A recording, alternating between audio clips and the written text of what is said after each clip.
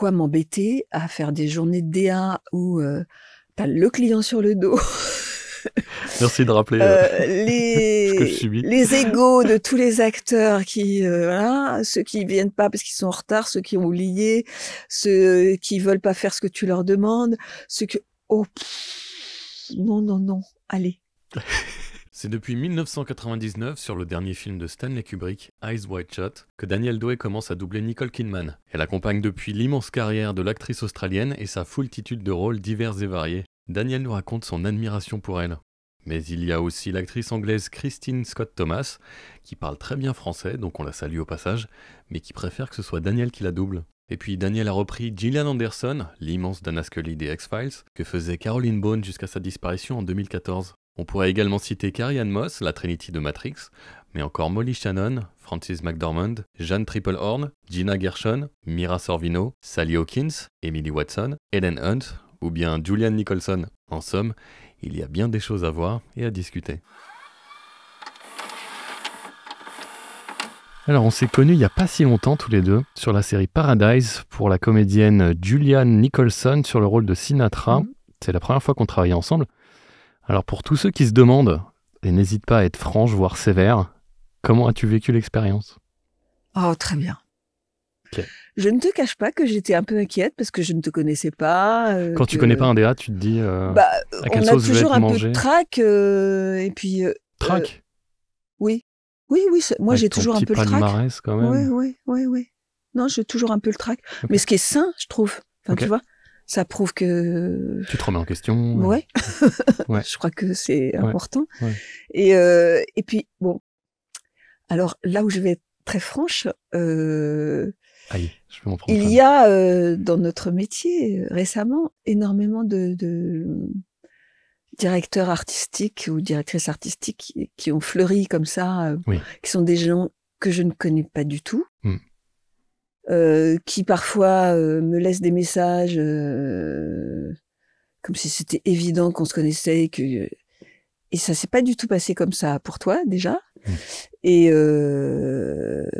puis j'ai vu tout de suite que tu savais de quoi tu parlais. Oh. Voilà. Bon, ok. Bon, et j'ai beaucoup aimé ta façon de diriger, et super précise et bienveillante. Donc. Ok. Bon je vous promets qu'on n'en a jamais parlé et que c'est toujours que c'est rien comme toujours ici, c'est pas scripté. Voilà, donc merci, ça me touche. Mais c'était pas pour des compliments. Enfin, c'était pas des compliments que je cherchais. C'était vraiment de la curiosité. Je l'ai pas vécu comme ça et je suis ravi de cette façon-là. Voilà. Vivement la saison 2 alors. Oui, mais justement, est-ce qu'il y en aura une? Alors, il y aura une saison 2, c'est sûr, mais est-ce que ton perso sera dedans? On ne sait pas encore. Ah oui, d'accord. Vu la fin de la saison 1, je ne vais pas spoiler pour les gens qui n'ont pas vu.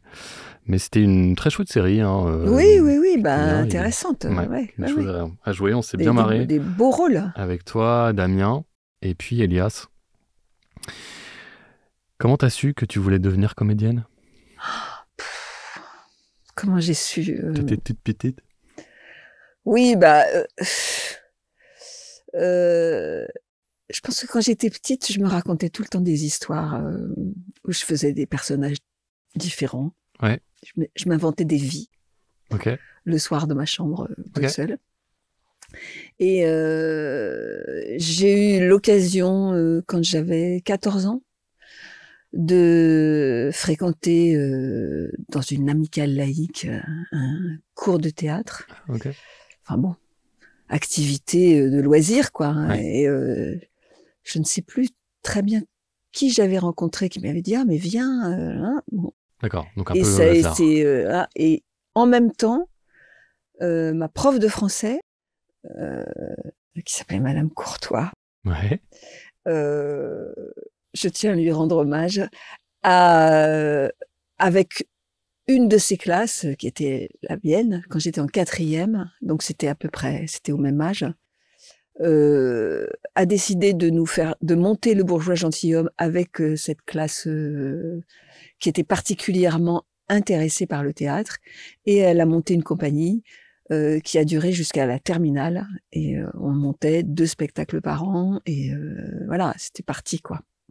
Et je faisais partie donc de ces 2 troupes en même temps, jusqu'à la terminale. sans vraiment vouloir rêver. T'osais pas rêver, mais j'osais pas rêver, ça restait dans un mais petit je coin de rêvais beaucoup. Ouais. Et j'ai eu une année de terminale très difficile, personnellement. Okay.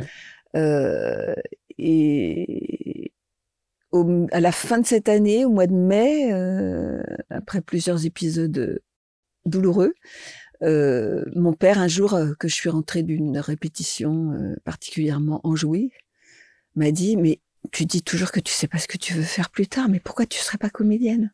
Ah, c'est papa carrément qui a papa, mis les mots. Ouvrier, pas du tout branché par ce métier, mais qui a su me donner l'autorisation. Et alors j'ai fait un truc que je vais raconter quand même, parce que c'est une anecdote, mais c'est rigolo quand j'y pense maintenant. Le lendemain, je suis partie, j'ai séché les cours. Je suis allée à Paris. J'habitais en banlieue à Taverny. Ah oui. Je suis allée à Paris, je suis allée à la Comédie Française, parce que je pensais que le conservatoire, c'était à la Comédie Française. Et je suis allée voir, et le gardien qui m'a dit « Ah, mais ma petite demoiselle, mais c'est pas du tout là, je vais vous donner l'adresse, mais il faudrait... » Vous savez qu'il y a une autre école qui s'appelle l'école de la rue Blanche aussi, il m'a donné l'adresse. Et il m'a dit « Mais vous savez, on n'y rentre pas comme ça, c'est des concours.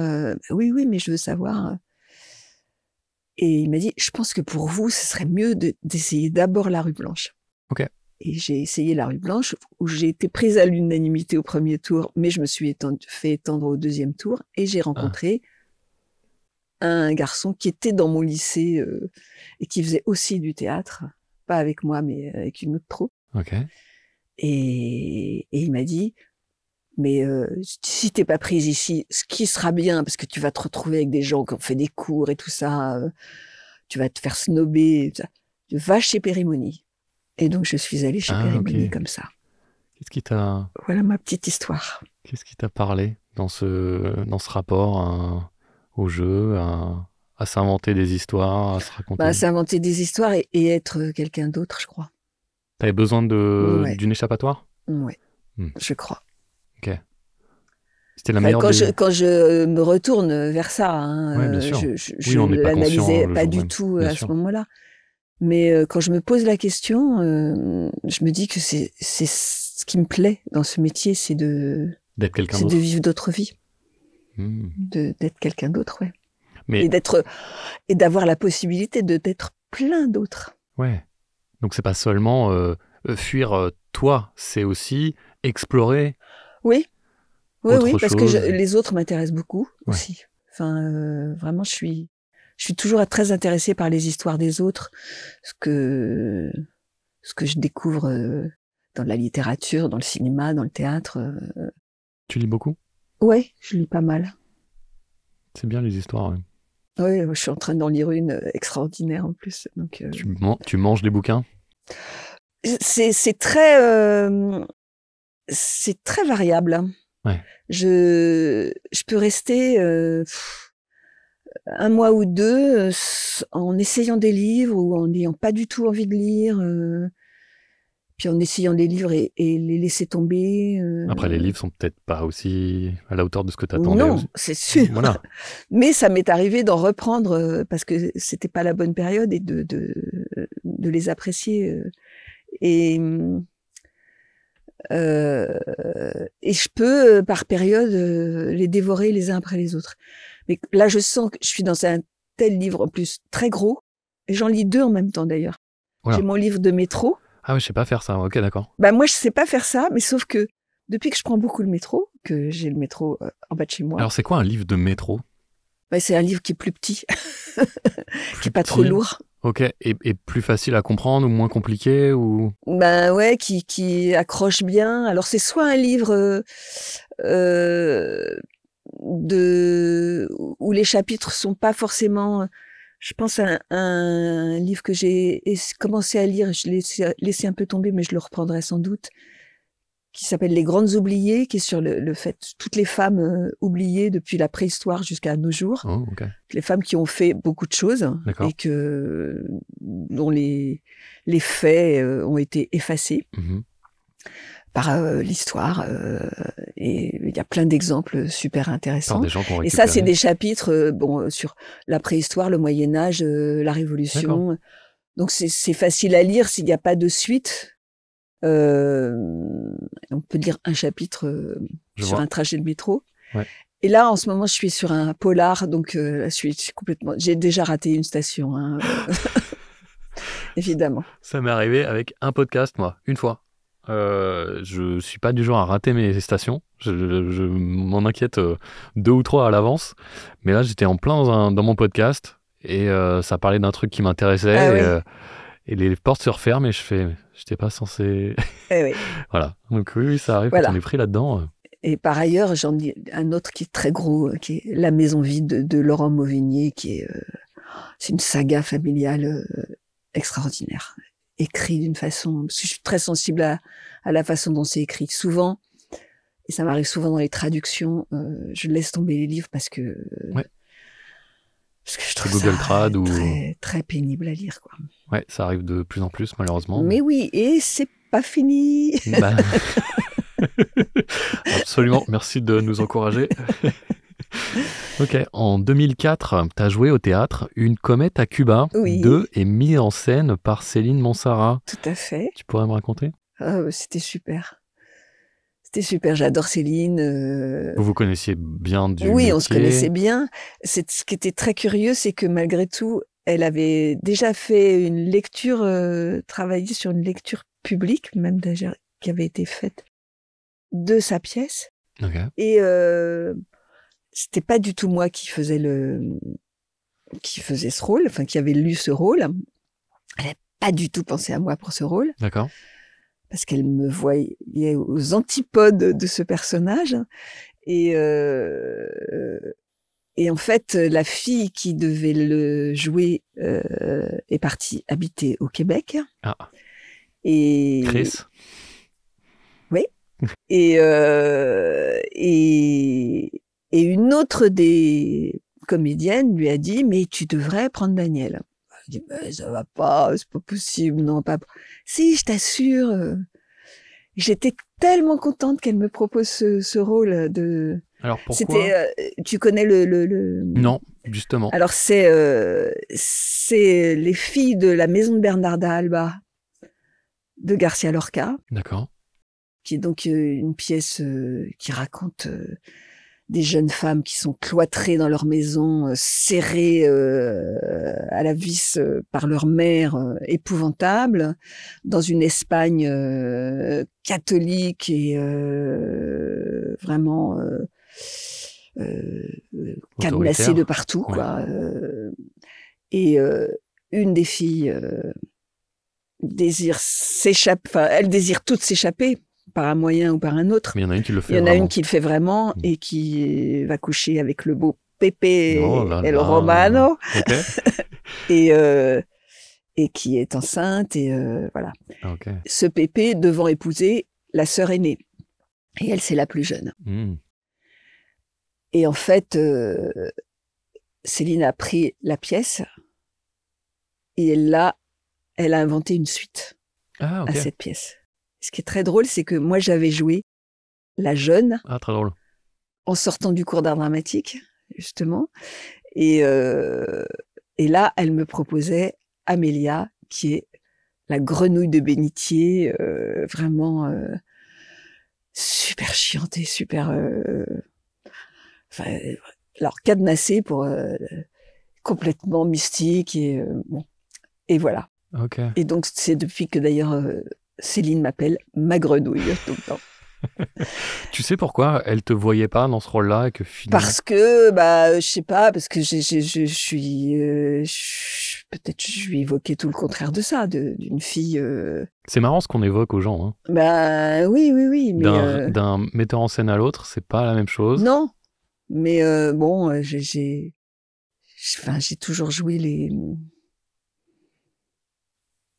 Justement, pas forcément en doublage. En doublage, c'est ça qui est extraordinaire, c'est qu'on peut jouer des rôles qui correspondent tellement pas au physique qu'on a. Donc, ce qui est au théâtre, ce qui est plus possible déjà, mais ce qui ne l'est pas au cinéma. C'est vrai que au cinéma, c'est difficile que les réalisateurs se mettent dans autre chose que ce qu'on dégage au jour premier du regard. casting, Oui, en fait. oui, Ouais, oui. ouais. Ça dépend comment tu viens Enfin, fringuer, voilà. ça dépend comment. Et Ouais. donc, voilà, ça a été une super expérience parce que on était quand même 6 filles. Ok. 6 filles, 7 filles? Non, 7 filles, oui. Et un garçon. Mhm. C'est très très mal passé avec le garçon. C'est vrai. Enfin, c'est-à-dire qu'au départ, ça devait être Lucien Jean-Baptiste. Ah, trop bien. Et puis Lucien a eu des problèmes de genoux et Marde. et puis après, bon, de toute façon, Lucien a vécu une autre vie aussi. Mhm. Et donc, il a été remplacé par un comédien. Ça l'a pas fait. Enfin, en tout cas avec toi, c'est ça? Non, pas que avec moi. Ah, ok. Hein. Ça ne l'a pas fait du tout, du tout, du tout. Avec Céline. Humainement. Hein. Ouais. Bon, avec Céline, c'était bon. C'était ok, non? Ouais. Ouais. Mais Céline, elle n'était pas metteur en scène hein, de la pièce. D'accord. C'était un garçon qui s'appelait Serge Sandor, Oh, avec qui ça n'a pas toujours été non plus. facile. Ouais. D'accord. Il avait sa vision des choses, c'est ça? Trop obtus? Ouais. Il était un peu confus. Un peu confus, ok. Un peu confus. C'est vrai que c'est souvent ce qui revient chez les comédiens quand ils disent, quand on leur demande ce qu'ils aiment, comment ils aiment bien être dirigés, on leur dit, enfin ils disent quand le DA ou le metteur en scène sait ce qu'il veut, Ouais. c'est confortable. Bah bien sûr.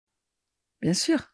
Mais c'est marrant parce que tu te dis, un metteur en scène qui sait pas ce qu'il veut, il va vouloir chercher avec le comédien ou la comédienne. Oui, Et mais ça peut être intéressant comme travail. il y a des limites quand même. Ouais. Voilà, c'est que parce que chercher complètement et chercher Dans tous le les vide. jours autre chose, Oui. plus la date de la première avance et que il faut c'est pas une bonne façon de chercher. Moi, je suis tout à fait disposée et dans tous les spectacles que j'ai joués depuis, qui sont des spectacles que j'ai initiés, que j'ai joués ou qui ont été mis en scène par une amie très proche que je connais depuis le cours d'art dramatique. Donc, on est tout le temps dans une recherche. On considère jamais que les choses sont fixées définitivement au théâtre. Et donc, je suis toujours disposée à chercher et même à changer des choses dans tous les spectacles qu'on a fait. On retirait des phrases, on en rajoutait. Bon, mais ne pas savoir du tout où on va, jamais. Et puis quand on est seul, c'est une chose, mais quand on est 7 sur un plateau, oui, c'est pas évident il faut quand même un maître à bord. jouer ensemble. Et puis il faut que vous alliez dans la même direction. Bah, s'il n'y a pas de oui, direction, ouais, effectivement, vous savez pas où aller. Bah, donc voilà, c'était pas top à ce niveau-là, mais au niveau de ce qui s'est passé entre nous, toutes les filles et avec Céline, c'était super. Puis on a joué à la cartoucherie, c'était trop bien d'aller à la cartoucherie tous les matins, tous les soirs. J'ai adoré cette période, vraiment. chouette. Donc je pensais que c'était elle qui avait mis en scène, donc Non. j'aurais voulu savoir. Enfin, elle était tout le temps là, hein. Ouais. Tout le temps. J'aurais voulu savoir ce que ça donnerait, Céline qui met en scène un spectacle, mais bon, je ne saurais pas. Peut-être. Elle était. Je pense que c'était pas facile pour elle parce qu'elle voyait bien que c'était pas évident. Ouais. En fait, on avait fait une lecture au théâtre La Bruyère et elle cherchait un metteur en scène parce qu'elle se disait qu'elle voulait pas la mettre en scène, cette pièce. Tu sais pourquoi? Elle voulait prendre un peu de distance, ouais. Je pense que elle se sentait pas de. De toute façon, elle a écrit beaucoup de pièces et c'est jamais elle qui les a mises en scène. Hein. Ok. Je pense que c'est raisonnable de sa part. Il y a des gens qui écrivent, qui mettent en scène et qui jouent dedans. Hein. Non, là, c'est un peu too much, effectivement. Et du coup, on se dit, ça aurait mérité un petit regard extérieur quand même. Tu m'étonnes. Comment et pourquoi t'es-tu dirigée vers le doublage comme activité principale? Alors, j'ai eu une expérience de radio, parce que j'ai été animatrice à FIP pendant j'ai lu ça. Un moment où je n'avais pas de travail. Okay. Et j'avais rencontré, en jouant un spectacle à Lyon, une fille qui était à Fil, à Lyon. C'est quoi, FIP? FIL, c'était France Inter Lyon, France Inter comme FIP Lyon. voulait dire France Inter Paris à l'époque. D'accord. Maintenant, ça s'appelle Paris partout. Okay. Et je pense qu'il y a plus d'animatrices locales. Je pense que elles sont toutes à Paris. Ouais. Parce que c'était l'époque où il y avait cela dit, il doit rester quand même des infos locales de spectacles. Oui, il y a peut-être encore quelques stations à Lyon, à Bordeaux, dans les grosses villes, quoi. Okay. Mais je suis même plus au courant. Bref. T'as fait ça combien de temps? J'ai fait ça 4 ans. Ok. Et après, j'ai fait France Inter pendant 6 mois. Oh. Enfin, oui, pendant 1 an, mais pendant 3 mois, j'ai remplacé Clémentine Célarié dans une émission de jazz. Ok. Qui était en fait animée par un programmateur de FIP, donc il me connaissait bien. D'accord. Et puis après, j'ai fait 6 mois ce qu'on appelait la pendule, c'est-à-dire que le matin, de 6h à 9h, la tranche d'infos, où je faisais les programmes télé, la météo marine, je présentais les journalistes, 3 petits mots à chacun, rigolo, voilà. D'accord. Et puis après, j'ai arrêté. Et donc voilà, cette fille, à un moment où j'avais pas de boulot, de Lyon, m'avait dit viens passer une audition. Et ils sont en train de chercher des nouvelles, des remplaçantes en fait.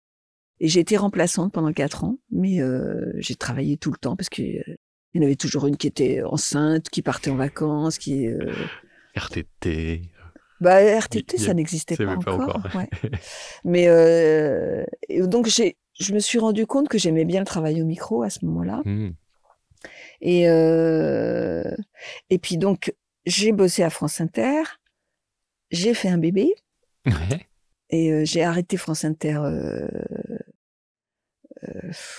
à un moment où j'étais très enceinte. Et j'ai eu mon bébé, et là, on m'a proposé de partir 3 mois à Strasbourg. Je dis, non, il est trop petit, je peux pas.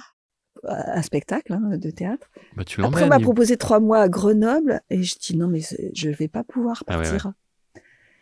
Et il se trouve que je connaissais un peu un patron de boîte. D'accord. À qui mon beau-père avait dit mais fais travailler Daniel. Et puis il attendait que je lui demande moi-même, sans quoi il avait raison. Il n'avait pas raison sur tout, mais ça, il avait raison. Donc je lui ai envoyé une lettre en lui disant. Oh, une lettre. Ben oui, mais à l'époque, il n'y avait pas de mail. Hein. Ouais, d'accord. Il y avait des fax éventuellement, mais il n'y avait pas de mail. Et je lui ai dit, bah voilà, on se parle normalement quand on se voit en vacances, mais sinon, mais j'ose jamais te demander de me faire passer un essai parce que ça me plairait bien. Puis je me disais, il n'est pas question que je sois plus comédienne, mais il faut que je trouve un moyen de rester à Paris et de gagner ma vie à Paris, quoi. Ah, c'est ça la raison. Et 3 jours après, j'avais un appel pour me donner une convocation. Et là, j'ai gagné mes galons très progressivement, hein, malgré tout. Mais les petits rôles, les petites ambiances au début. Ouais. Petit rôle. Et puis les rôles ont grossi. Et puis assez vite, ça s'est bien passé. Ouais, c'était une époque où il y avait beaucoup de boulot. Je suis arrivée en fin 87. Okay. Au moment où c'était la 5 et la 6 Bien qui sûr. arrivaient. Donc tout d'un coup, il y avait beaucoup plus de séries, beaucoup plus de... Et voilà, il fallait des gens T'es arrivé au bon moment. En plus. Je suis arrivée au bon moment et... Tu t'as fait tes galons comme ça. Okay. Ouais. Et puis, assez vite, je me suis rendu compte que je faisais pas ça que pour l'argent.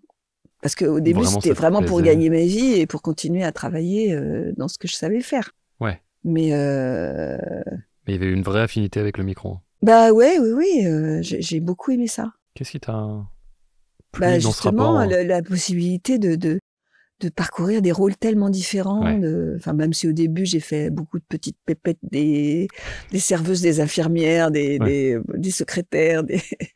Mais bon, dans des trucs tellement différents que c'était des niveaux de jeu différents. C'est ça que j'aime aussi. Tu faisais Laura dans Nicky Larson, aux côtés de Vincent Ropion, en alternance avec Anne Rondeleux. Oui. Bah, c'est pas vraiment en alternance avec Anne Rondeleux. Alors, c'était comment? C'est toi qui as commencé? C'est moi qui ai commencé. Et quand j'étais enceinte pour la deuxième fois, parce que j'ai fait un deuxième bébé, elle m'a remplacée pendant tout mon congé maternité. D'accord. Voilà. Et après, j'ai repris le rôle. Et après, t'as repris. Ok. Donc, un jour, c'était drôle parce que j'étais dans une convention avec Georges, qui m'avait traîné dans une convention avec Georges Caudron. Et il y a quelqu'un qui a dit, mais pourquoi vous avez changé de voix ? Effectivement, pourquoi Anne Rondeleux vous a remplacé? Je sais pas. Et combien d'épisodes vous avez fait? Et tout ça. Et je sais pas. Et il y a quelqu'un dans la salle qui a dit, vous avez fait 95 épisodes et Anne Rondeleux en a fait 47. Enfin bon, c'est cette proportion-là. Ouais. Les gens savent mieux que moi. Mais Okay. Et après, quand Anne a été enceinte quand elle a eu sa fille, dont je suis la marraine, je l'ai remplacée aussi dans un dessin animé qui était les deux orphelines. D'accord. J'ai remplacé. Tu as rendu la monnaie de la pièce. Oui. Vincent nous a dit que Maurice Sarfati prenait un peu ce programme par-dessus la jambe. Oh oui. Et toi, qu'est-ce que tu pensais de la série? Comment tu l'as vécue? J'aimais pas beaucoup. C'est vrai? Non. Franchement, j'aimais pas beaucoup. Enfin, cette espèce d'obsédé sexuel. Oui, c'est particulier. Et encore, c'était très édulcoré. Hein, ouais, c'était censuré en français. C'était très censuré. Enfin, il y avait quand même des petites culottes qui traînaient partout. Mais du coup, comme Maurice faisait un peu le débile, eh ben ça passait, tu vois, ça censurait naturellement. Ouais, si mais enfin, c'était quand même un truc pour les enfants. Ouais. Et moi, par exemple, je refusais que mon fils regarde ça. Ah ouais, bah tu m'étonnes. Et il a eu le droit de regarder, enfin bon, il a dû regarder. Mais il me dit, non, mais tu nous interdisais de regarder Nicky Larson. Et je me souvenais pas vraiment de ça, mais... ah oui. Non, mais je trouvais ça débile, hein, honnêtement. Et puis c'est vrai que... Enfin, on enfilait, on regardait même pas à l'avance, on faisait du travail de daube. Laura passe son temps à gueuler après Nicky, à lui mettre des coups de massue. Ça, c'était quand même un personnage inintéressant au possible. Je sortais de là, j'avais plus de voix. Ouais. Mais moi, c'était gay, hein, parce qu'avec Vincent, on s'entendait très bien. Et puis, comme Maurice était un peu sourd... Okay. Donc, non seulement on lisait pas avant, on n'écoutait pas après ce qu'on avait fait. Ouais. Donc, il fallait juste qu'on se plante pour recommencer. Oui. Et donc, avec Vincent, on était très vigilants. On était tous les deux devant le micro et on enfilait les trucs et ça. Et quand il y en avait un qui se plantait, hop, un petit coup de coude et l'autre se plantait pour faire recommencer la boucle. Pour faire recommencer. On a bien rigolé, hein. Ouais, j'imagine. Et puis... Mais c'est pas le truc dont je suis le plus fière, et pourtant ça a marqué. Non, mais ça a marqué, mais dans le bon sens. Je te rassure que ça a pas traumatisé les enfants. Ah bon? Et on en garde tous un souvenir un peu ému et mignon, tu vois. Ah oui. Parce que pour le coup, c'est vrai que. Parce que peut-être vous ne compreniez pas. On comprenait pas, et puis il y a plein de choses qui nous passaient par-dessus, effectivement. Mais voilà, il dragouillait à droite à gauche, mais c'était rigolo. Systématiquement, il y avait une héroïne par épisode qui avait 15 ans. Bon, c'est quand même c'est vrai que super cancel. C'est parti, oui. Alors aujourd'hui, ça passerait pas du tout, ça c'est sûr. Et puis c'est une bonne chose. Mais à l'époque, c'était, je te dis, c'est passé... on s'est passé crème hein, dans la mouvance de l'époque. Oui, mais c'est sûr. Mais ça a traumatisé personne, enfin je crois pas. Oui. Écoute, on a bien rigolé en tout cas.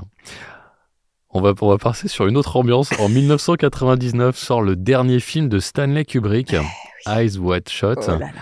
Et tu incarnes pour la première fois Nicole Kidman, compagne de Tom Cruise dans la vie et à l'écran. Je vais peut-être choquer quelques puristes, mais Kubrick, j'ai tout vu et c'est pas vraiment mon truc. En revanche, j'ai beaucoup aimé Shining et Eyes Wide Shut, donc.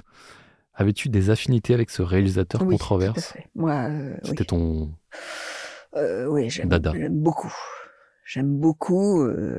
C'était quoi le film que tu préférais de lui avant? Je crois que avant, parce qu'effectivement, il y a eu un avant et un après. Ouais. Barry Lyndon. Allez, j'en étais sûr. Shining est un film extraordinaire, mais je me suis juré de ne plus jamais le revoir. Ah, mais il est dur. Je pense que j'ai eu la peur de ma vie. J'ai jamais eu aussi peur. C'est qu'il a réussi son coup, c'est Voilà. drôle, mais Orange Mécanique, c'est particulier aussi. particulier. Ben, chaque film est particulier. Ouais. J'ai découvert après coup, je pense que c'était même après Eyes Wide Shut, je sais plus très bien, mais un film que j'aime beaucoup qui est Docteur Folamour. Ah oui, oui, oui. Lolita, j'ai beaucoup aimé aussi. Ouais. Bah, pour le coup, ça, c'est cancel aussi. Hein. Exactement.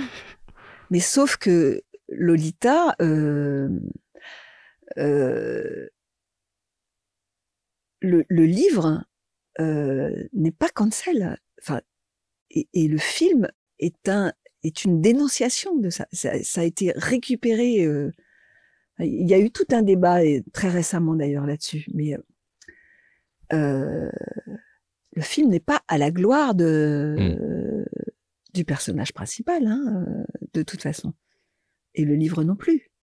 Mais il a le chic de prendre ce qui l'intéresse dans les œuvres littéraires. Shining, ça n'a rien à voir avec le bouquin. Ouais. Le héros de Shining, c'est Nicholson. Parce que Nicholson avait cette aura, et que c'était le comédien qu'on connaît.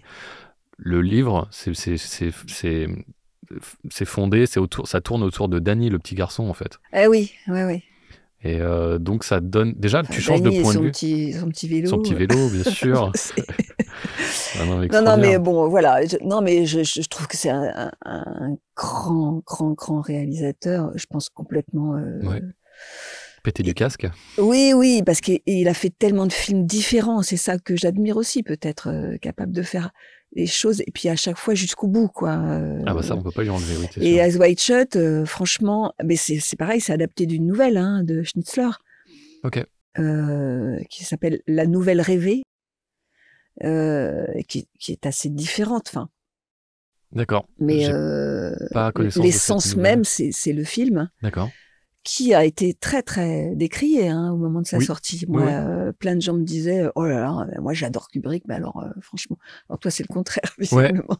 Ouais. Je saurais pas dire pourquoi, mais effectivement il y a un truc qui m'a accroché. Il y a un truc, une ambiance, tu vois. Il y a un peu une sorte de, j'allais dire une liturgie qui t'emmène comme ça qui t'accompagne et moi ça racontait, enfin bon, mais je me suis tellement immergée dedans. Mais là, quand je l'ai vu avant, tu l'as vu avant? Je l'ai vu avant, oui, bien sûr. Ah ouais, non, mais bien sûr. Ce qui n'est pas toujours le cas, je précise. Non. Mais... Ce qui était plus le cas à l'époque qu'aujourd'hui. Ouais. On voyait plus, on avait plus droit à des projections. Là, projection avec la Warner au grand complet. Bon. Ok. Qu'est-ce que t'en as pensé alors quand tu l'as vu? Ah, j'ai adoré, j'ai eu un choc. Je me suis dit, il va falloir travailler là. Ouais. Et puis le travail a été tellement... Qui dirigeait? Pascal Ferrand. D'accord. Avec qui j'avais tourné. D'accord. Qui est une réalisatrice qui... Ah bon, après, je ne vais pas te raconter comment je me suis retrouvée sur ce film, mais c'était... Pourquoi pas? Improbable. Tu peux me dire? Je vais essayer d'être rapide, mais... En fait, je connaissais Pascal Ferrand parce que j'avais tourné avec elle, et elle savait que je faisais du doublage, hein, et elle m'appelle un jour en me disant c'est parce qu'il m'arrive, je vais diriger la version française de Eyes Wide Shut, du dernier film de Kubrick. Et tu sais pourquoi que ils ont Chéreau devait diriger. D'accord. Et Chéreau n'avait pas aimé le film parce que c'était Kubrick qui choisissait lui-même les directeurs artistiques de...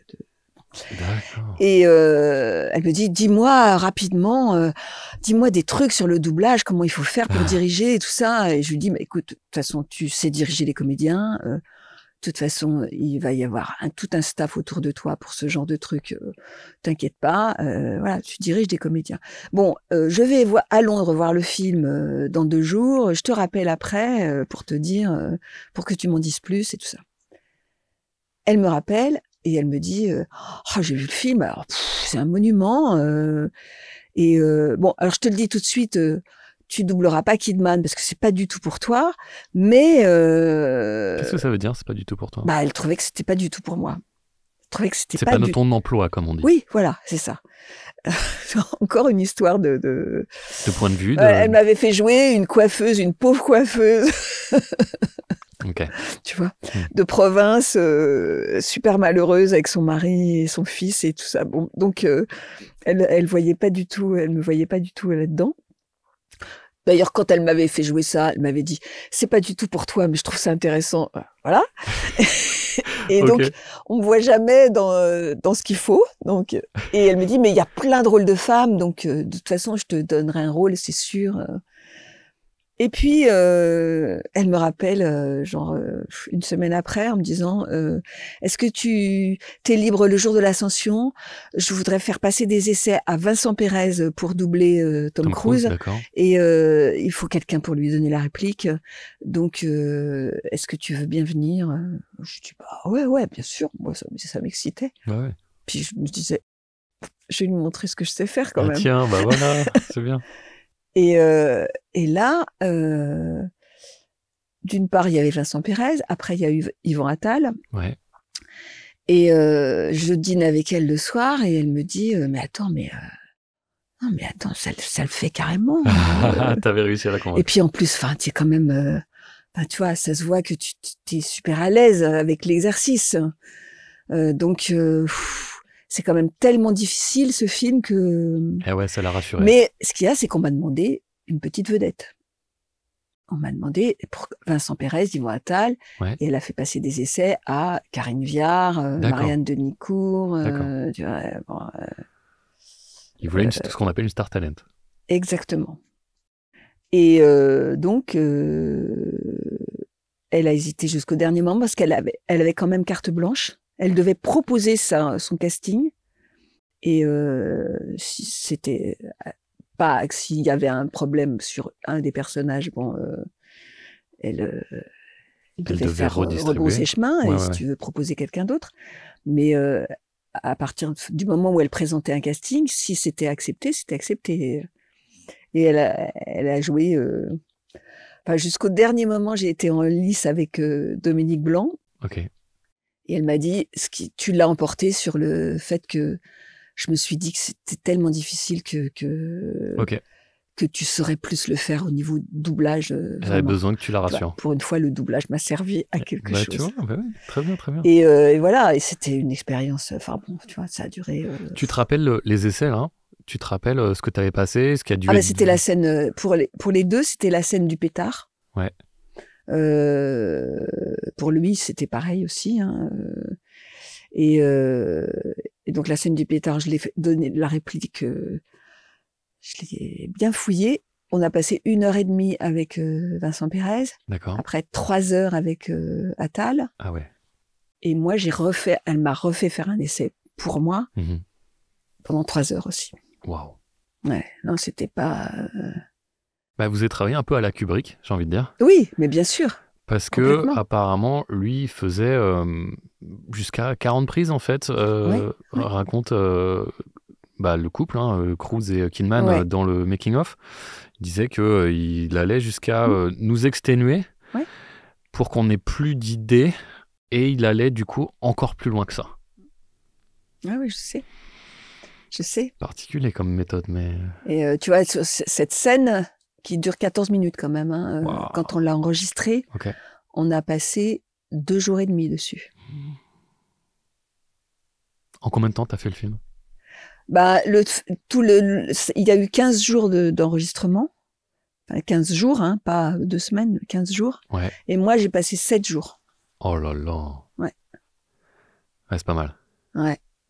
C'était la classe à l'époque, on prenait le temps. Bien. Puis avec un perchman, avec la monteuse sur le plateau, avec...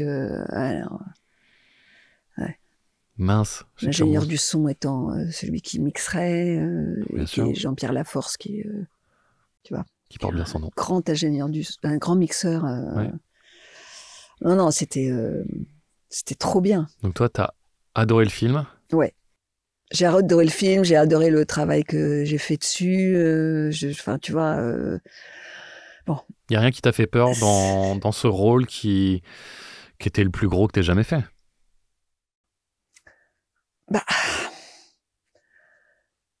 Non, j'avais fait quand même des trucs, j'avais fait des trucs importants, mais c'était le plus gros dans le sens où c'était le plus fouillé, quoi, aussi, le travail le plus fouillé. Ouais, et puis validé par Mais- Kubrick, et puis... Ah non, il était mort. Ah, il était déjà mort, ok.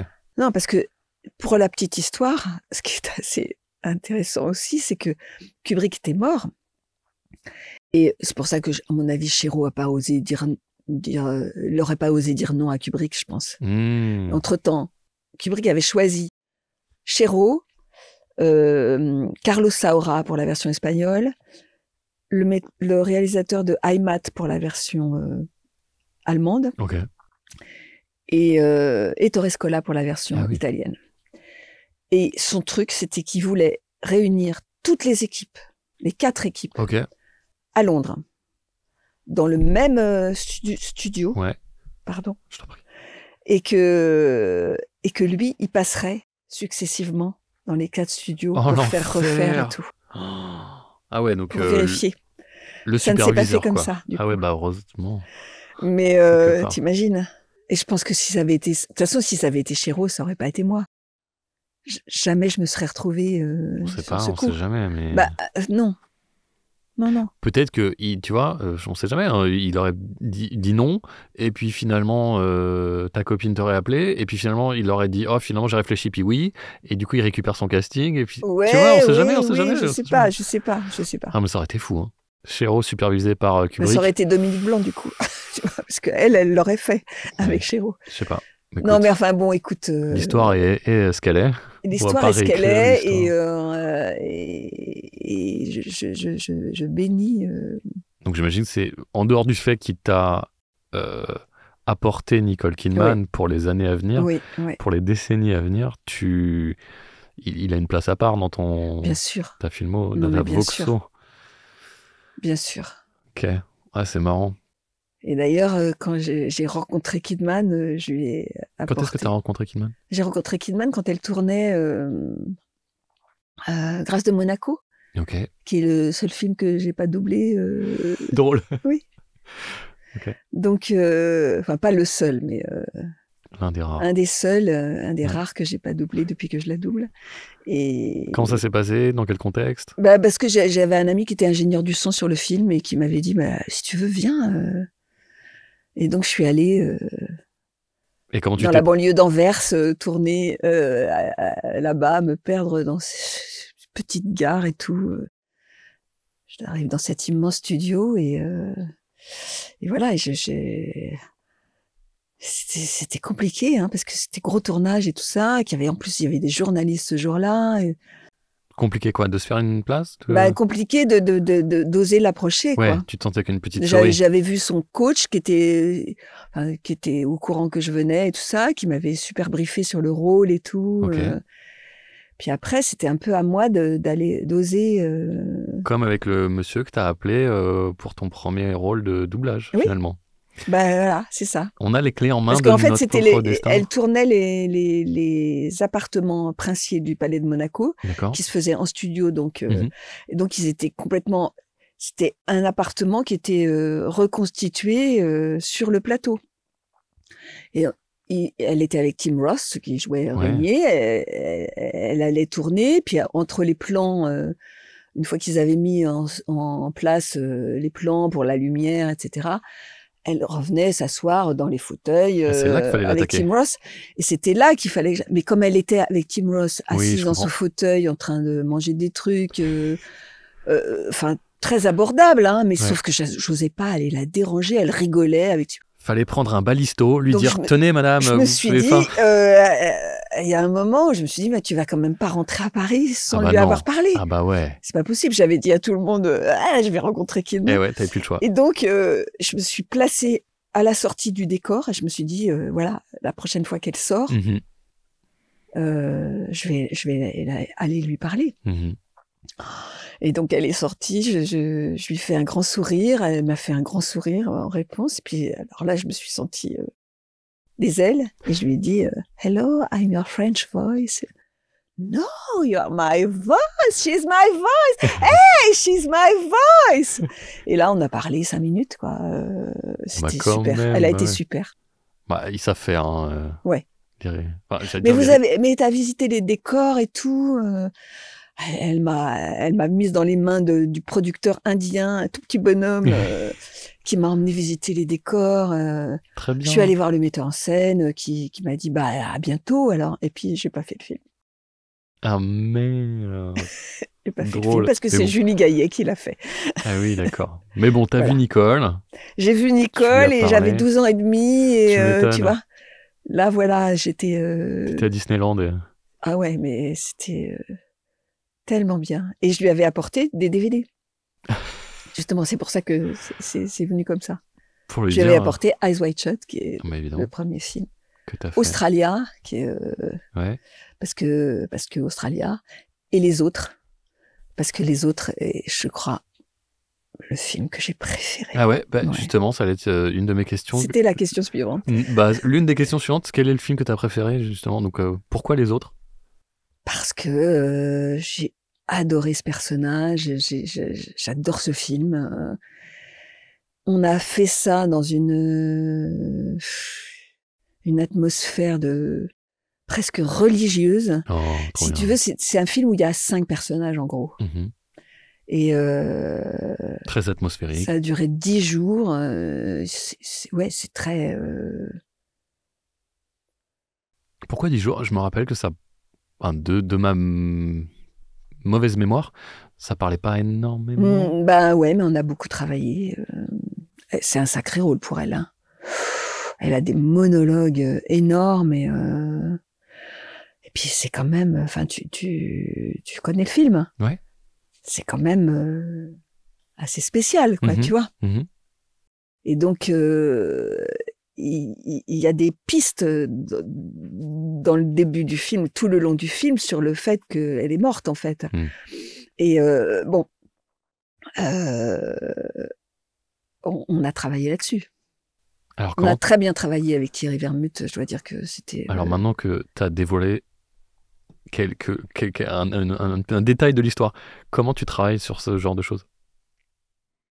Je travaille avec... Tu donnes dans l'idée de mettre des indices comme ça au fur et à mesure Les indices, ils sont dans le jeu de Kidman. Hein. C'est là où j'ai... Et toi, à ton niveau, comment tu... tu la suis simplement? Je sais les déceler. Avec un directeur artistique ou une directrice artistique qui en sait en général un peu plus que moi sur le film, en plus. Mais quand on fouille autant que ça, en plus qu'on l'a fait sur Eyes Wide Shut, sur ce film, après sur Dogville et sur The Hours, parce que ça aussi c'était un sacré boulot avec Ikovic. Hein, je dois dire que c'est un sacré directeur d'acteur celui-là. Il n'a pas toujours raison sur tout, mais bon. Et quand on fouille comme ça les scènes, qu'on s'essaye une première fois, qu'on réécoute 3 fois la VO et qu'on y retourne et qu'on voilà, on pénètre de plus en plus dans le jeu de l'actrice ou de l'acteur, dans la mise en scène. Est-ce qu'il y a un moment de bascule? Parce que tu cherches. Oui, il y a un moment de bascule. Et un moment où tu trouves? Il y a un moment où on sait qu'on a trouvé, quoi. Et du coup, tu gardes le cap. Tu gardes un cap. Tu dis c'est ça le rôle, faut que je tienne ça. Et c'est quoi ça? Oui, mais le rôle, il est... Enfin, chaque scène est variable. Bah ouais. Et il y a un truc, je sais pas si je te l'ai déjà dit, mais il y a un truc que dit Ikovic que j'aime beaucoup et qui raconte pour moi ce qu'est le doublage. Il dit c'est dans les silences que je veux vous entendre. Bien sûr, mais bien sûr. Et pour moi, tu vois, c'est ça. C'est-à-dire que c'est pas des mots, c'est pas une phrase avec telle intention. C'est un rôle à l'intérieur d'une mise en scène, de déplacement, et c'est une scène et c'est une situation. Et puis il se passe des choses entre les phrases, quoi. Alors voilà, je vais essayer d'être un peu plus concret pour les gens qui écoutent et qui se demandent mais qu'est-ce qu'elle nous raconte? Qu'est-ce qu'elle nous raconte? En fait, moi je l'entends quand t'as une rythmo, une bande rythmo, c'est un texte qui défile. Ouais. Et donc, c'est pas seulement un texte, c'est un texte qui colle à ce que le comédien ou la comédienne fait à l'image. En tout cas, le personnage fait à l'image. Donc, quand il parle, il y a du texte. Quand il ne parle pas, il n'y a pas de texte. Donc, entre deux phrases, il peut y avoir un point. Ce point peut être de 2, 3, 4 secondes. Eh ben, quand j'ai un comédien qui dit son texte, quand il y a du texte, et puis qu'attend, sans rien faire, sans rien dire, sans rien vivre, que le prochain texte arrive pour reparler, pour redire quelque chose, c'est là que je comprends ce que dit Ikovic dans tu joues les mots qu'il y a à jouer, mais entre-temps, faut que tu accompagnes ces silences. Bien sûr. Toi, comment tu le... Moi, je fais comme si je fais comme si je jouais la scène, tout simplement. C'est bien pour ça que tout ce qu'on essaye de dire, qui est peut-être pas suffisamment dit de notre part d'ailleurs, pour ce qui se passe en ce moment par rapport à l'intelligence artificielle, c'est ça qui est important, c'est que on joue. Et d'une phrase à l'autre, notre personnage, il évolue au service, bien sûr, de l'actrice en VO, mais pour être fidèle à son jeu. C'est pour ça que c'est beaucoup plus difficile de doubler une mauvaise actrice qu'une bonne, hein, parce qu'il se passe rien dans les silences et dans son regard et dans si elle est mauvaise. Mais Kidman, c'est moi, c'est du gâteau, quoi. Franchement, c'est un cadeau pour moi. En plus, elle n'arrête pas de tourner, donc j'avoue que je n'arrête pas de travailler. T'as pas pioché la pire. Mais encore une fois, pour revenir sur ce principe de faire vivre les silences, concrètement, ça peut être tout simplement une respiration. Oui, bien sûr. Voilà. Comment faire vivre un personnage dans une respiration, ça peut paraître, encore une fois, très abstrait comme idée. C'est très important. Mais voilà. Ouais.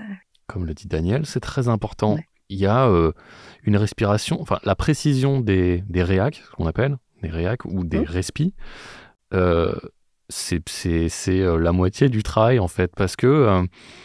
parce qu'elle joue dans ses respis. Elle est le reflet de ce qui se passe à l'intérieur. Elle exprime des choses. Bah oui. Une respiration assurée, ça va pas être la même qu'une respiration longue et... Oui. Voilà. Et puis en même temps... une respiration assurée qui est juste parce que c'est assuré sur la bande rythmo, c'est rien. Voilà, ça n'a pas de vie. Ça n'a pas de vie. Moi, je décèle parfois chez certains quand tu écoutes des comédiens VF. ou des comédiennes, quand j'écoute ou quand je suis au micro avec eux ou avec elles, que il y a des lecteurs habiles, hein. Il y a des gens qui travaillent beaucoup, mais qui ne sont que des lecteurs habiles et qui ne sont pas forcément des acteurs ou des actrices. Alors, ou en tout cas, sans être aussi sévère, qui ont perdu... Je suis d'accord avec toi. Qui vont pas aller, en tout cas, ils vont proposer une première prise ou une deuxième un peu facile et un peu scolaire. Oui. Voilà. Et donc, c'est dans ces moments-là que le DA doit intervenir et doit dire OK, on a les mots en place. Ouais. Maintenant, tu vas la jouer. Exactement. oui, je suis d'accord, effectivement. C'est peut-être un peu sévère pour beaucoup de gens, ce que je dis. Non, mais faut que ce soit dit aussi. Effectivement, tu te rends compte que si le DA dit ça, il y en a beaucoup qui sont capables effectivement d'aller chercher en eux ce qu'il faut aller chercher. Et on a des excellents comédiens dans le monde du doublage. Encore une fois, je pense que c'est plus dû au fait que les cadences s'accélèrent et tout plein de nouveaux DA, notamment, je veux pas, mais dont tu parlais, qui viennent pour... Je vais éviter d'être trop sévère aussi, donc j'essaie de peser mes mots. Oui. Mais voilà, il y en a qui mouillent moins la chemise que d'autres. Bah oui. Et du coup, les comédiens font si je fais le strict minimum et que c'est accepté par le DA, pourquoi je m'embêterais à mouiller la chemise? Oui, et puis parce que en plus, moi, ça m'arrive de réclamer, de refaire, et Bon, parce que maintenant, je peux me le permettre. Mhm. C'est-à-dire que On t'a déjà refusé? on m'a déjà refusé, oui, mais avant, Moins maintenant. moins maintenant. Ça sert à ça, l'expérience. Ouais. Puis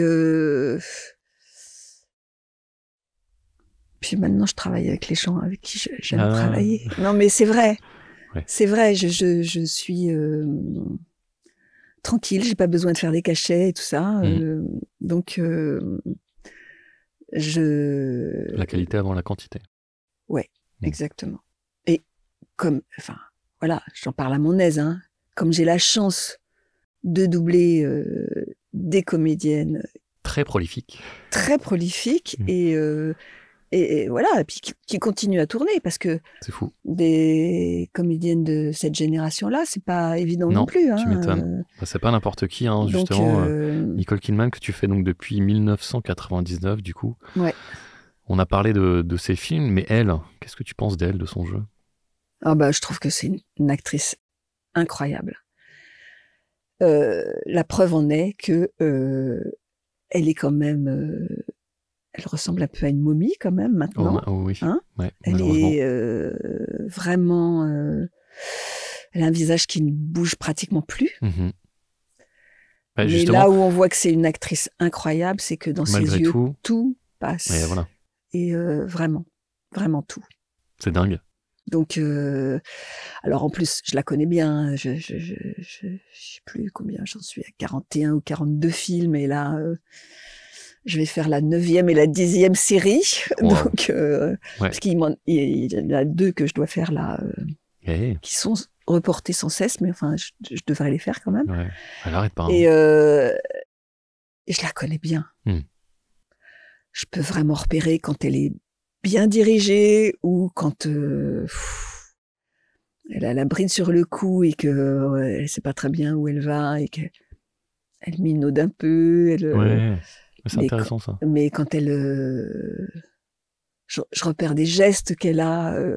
Dès qu'elle fait ça, je me dis, oh là, elle est pas dirigée du tout. Ah ouais? Ah oui, c'est très drôle.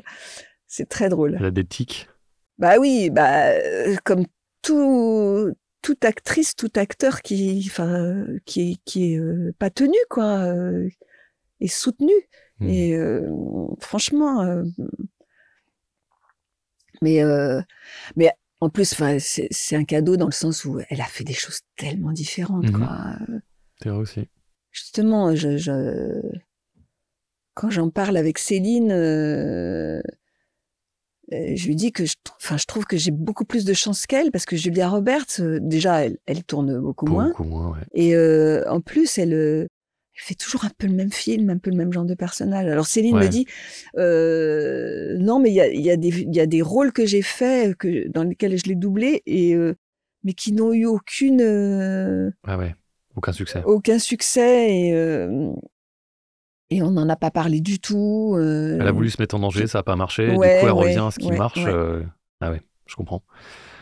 Et moi, si on va justement de Australien à Eyes Wide Shut, passant par Australien, des comédies qu'elle a faites, ce truc Paperboy, où elle fait une pépette avec les collants déchirés, qui d'ailleurs, je l'avais doublé juste avant d'aller la voir, ça. Et on en a parlé de ce film. Je me dis, mais mais même ce film que j'aime pas beaucoup, le dernier film qui est sorti au cinéma avec elle, qui est Baby Girl. Ah ouais. Truc de drague, là. J'aime pas beaucoup ce film. Je sais pas très bien ce que ça veut raconter, en fait. Ça me gêne un peu. Ça a bidé, hein, oui, complètement. Ouais.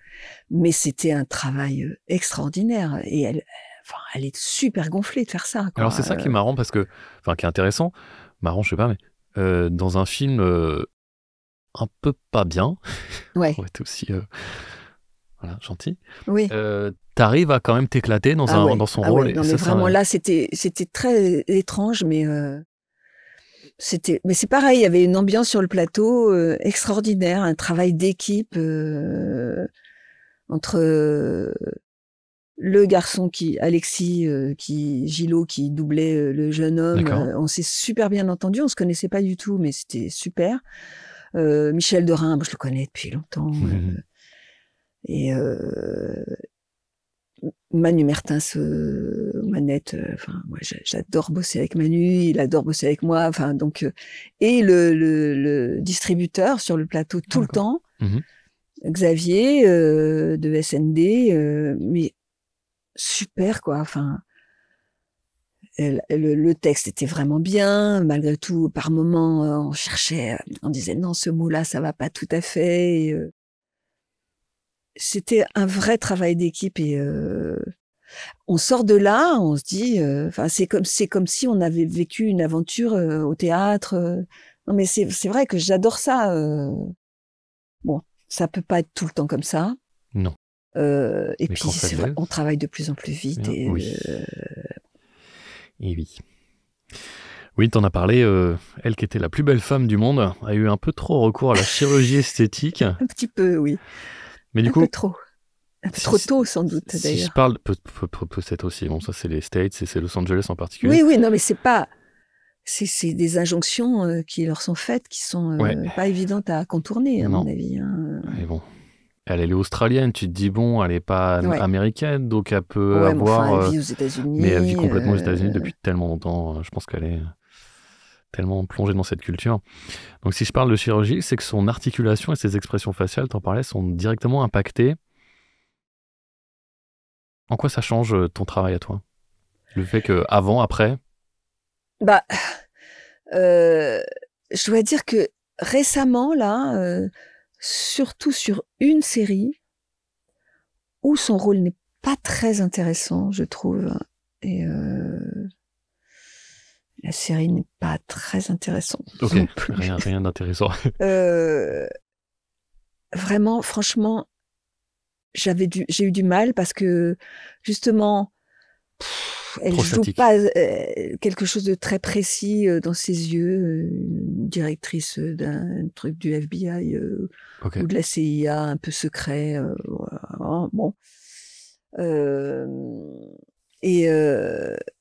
Et on voit, elle venait sans doute de se faire refaire la bouche, un petit peu de botox dans la bouche, et du coup, un peu du mal, quoi.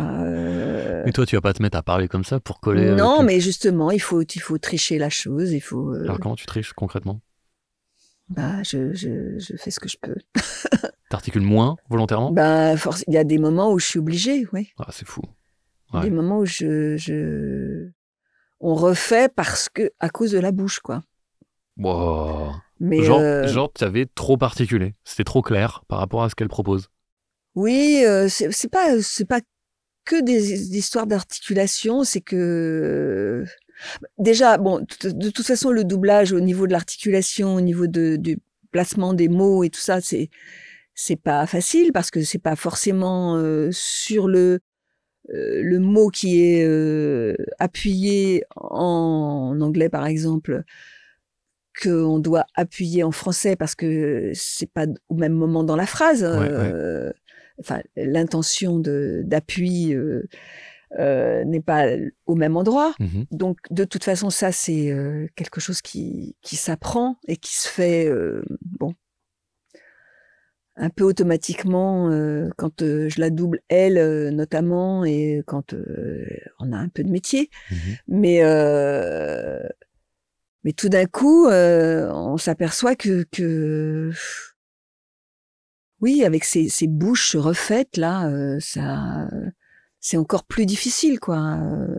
Et mais on temporise, on refait, on voit peut-être qu'il faut utiliser un autre mot, que ça marchera mieux avec un autre mot. Ah ouais, carrément, ouais. Ben ouais. Ah, c'est intéressant. On n'y pense pas assez. Que faut arrêter. Mais là, c'est pareil. Je suis accompagnée. Hein, bien sûr. Enfin, en l'occurrence, d'ailleurs, avec pour cette série, avec une directrice artistique que j'aime beaucoup et qui te laisse pas dans la galère. Non, pas du tout. C'est bien. Bien au contraire. Tu fais aussi Christine Scott Thomas. Ah ouais. Oh là là. Qu'est-ce que tu peux me dire sur elle? Ah, j'adore. Alors elle, c'est tout le contraire de Kidman, justement. Alors ça veut dire quoi? C'est rien refait. Oui. Naturel. Elle est belle comme... Je suis d'accord. Tellement classe, tellement belle, tellement... Mais elle est européenne, elle. Oui. tellement bonne comédienne. J'adore. Elle, ça a été au départ, un peu. Un peu au pif. Parce que elle avait demandé beaucoup d'argent pour se doubler dans une Ah oui. comédie C'est vrai qu'elle parle très bien français. anglaise, oui. Oui. Mais donc il voulait pas lui donner. Donc il y a eu des essais. J'ai été choisie. Après, il y avait un film qu'elle pouvait pas doubler parce qu'elle était, elle tournait au bout du monde. Elle pouvait pas revenir. Donc on a su que je l'avais déjà doublé, donc je l'ai doublé. Après, il y a eu un film où elle est venue se doubler. Et là, elle est partie au bout d'une demi-heure en disant non, mais j'ai trouvé quelqu'un d'autre. Tu connais la raison? Elle déteste ça. Ah, elle déteste le doublage, tout simplement. Ouais. Elle déteste se doubler. Elle trouve que. Ah bon, alors. Et après, malgré tout, je pense qu'il y a des réalisateurs qui veulent qu'elle se double. Donc. Ouais, enfin, si elle le fait à contre-cœur et c'est mal fait. Alors après, il y a eu quelques films où j'étais sur téléphone. Ah ouais, ok. Elle disait jusqu'au dernier moment, elle disait pas si elle disait oui, je sais pas si je vais le faire ou pas, je sais pas si je vais être libre ou pas. Et finalement, il y a eu 3 fois comme ça où c'est moi qui l'ai fait. Et après, elle a demandé à ce que ça soit moi qui la double. Oh, trop bien. Donc et je l'ai rencontrée aussi. Ah voilà, Ouais. Raconte-moi. Je l'ai rencontrée parce que il y a eu un film que j'ai enregistré au Luxembourg, dans lequel je l'ai doublé. Elle est venue pour l'avant-première à l'UGC au Hall avec la réalisatrice pour ce film. Et le film était en anglais sur l'avant-première. Mais moi, j'avais été invitée. Classe. Ouais. Et donc, elle va sur le plateau et tout ça. Puis après, elle rentre. Et moi, je me suis immiscée. T'as refait ta petite souris? Oui, j'ai refait ma petite souris. Mais là, il y avait le videur et tout qui était devant la porte. Je dis non, mais je vous en supplie, laissez-moi passer. Je vais vraiment rester très peu de temps, mais il faut absolument que je la voie et tout ça. Donc, je vais la voir. Je lui dis bonjour, je m'appelle Daniel Douai. Elle me dit oui. Je lui dis c'est moi qui vous double souvent. Ah oui, mais oh là là, elle a été trop mimi quoi. Elle me dit mais merci, vous me déchargez d'un truc que je déteste faire. Ah ouais, c'est bien. Et vous faites ça tellement mieux que moi. Bah voilà. Donc voilà. Super, ça la déleste et en plus tu fais ça mieux qu'elle, selon ses propres mots. Écoute. Parfait. Non, mais je crois que comme elle parle bien français et tout ça, elle comprend évidemment l'anglais et le français. Pareil. Donc elle dit mais c'est pas tout à fait ce que j'ai dit. Oui, mais il faut que ça soit synchrone, il faut que ça soit. Ouais. Donc il y a beaucoup de gens qui font l'erreur, des gens qui parlent très bien anglais, qui disent oui, il dit pas ça en anglais. Oui. C'est pas le problème. C'est faut que les mots. Il y a plein de gens du public aussi qui disent les sous-titres c'est pas ce qui machin ou pareil.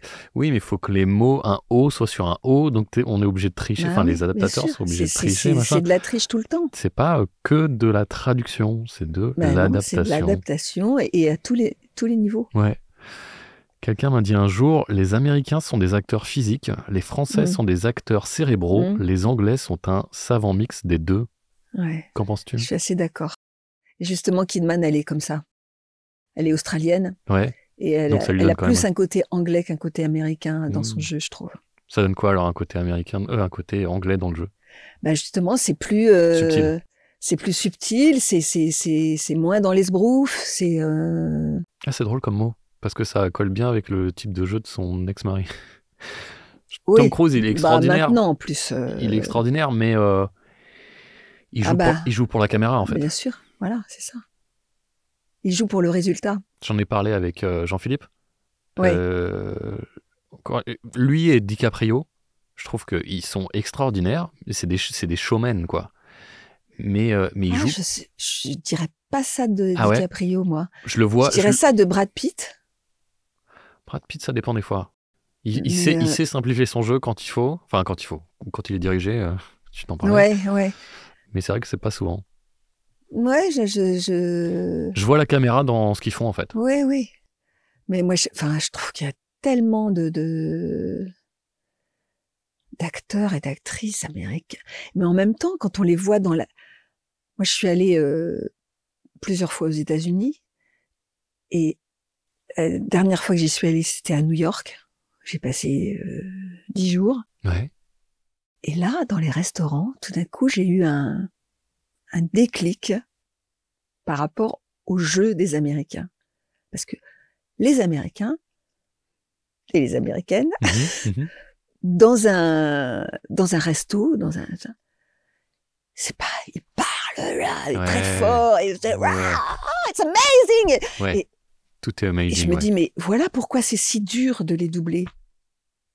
Parce que soit on fait comme eux et c'est inécoutable. Ça s'appelle surjouer. Oui. Soit on fait pas comme eux et on les remplit pas. Et ouais. Donc il faut toujours trouver le juste niveau. Et c'est ça qui fait que un doublage est bon, c'est que quand on a trouvé le bon équilibre. Le bon équilibre. Ouais. Et il y a quand même des actrices et des acteurs avec qui c'est pas facile. Ouais. Bah, en tout cas, donc tu penses que c'est pas le cas pour et Christine et Nicole. Ah non, pas Christine, pas Nicole et pas d'autres dont j'ai les noms. J'ai les noms. Bah, Mais j'attends. J'en ai un nom là. Tu fais Carrie-Anne Moss depuis Matrix. Oui. Alors, je suis pas sûr que son jeu soit aussi subtil notamment que les deux précédentes. Là, en revanche. Mais elle a fait des progrès. Quel est ton avis sur elle ? Bah écoute.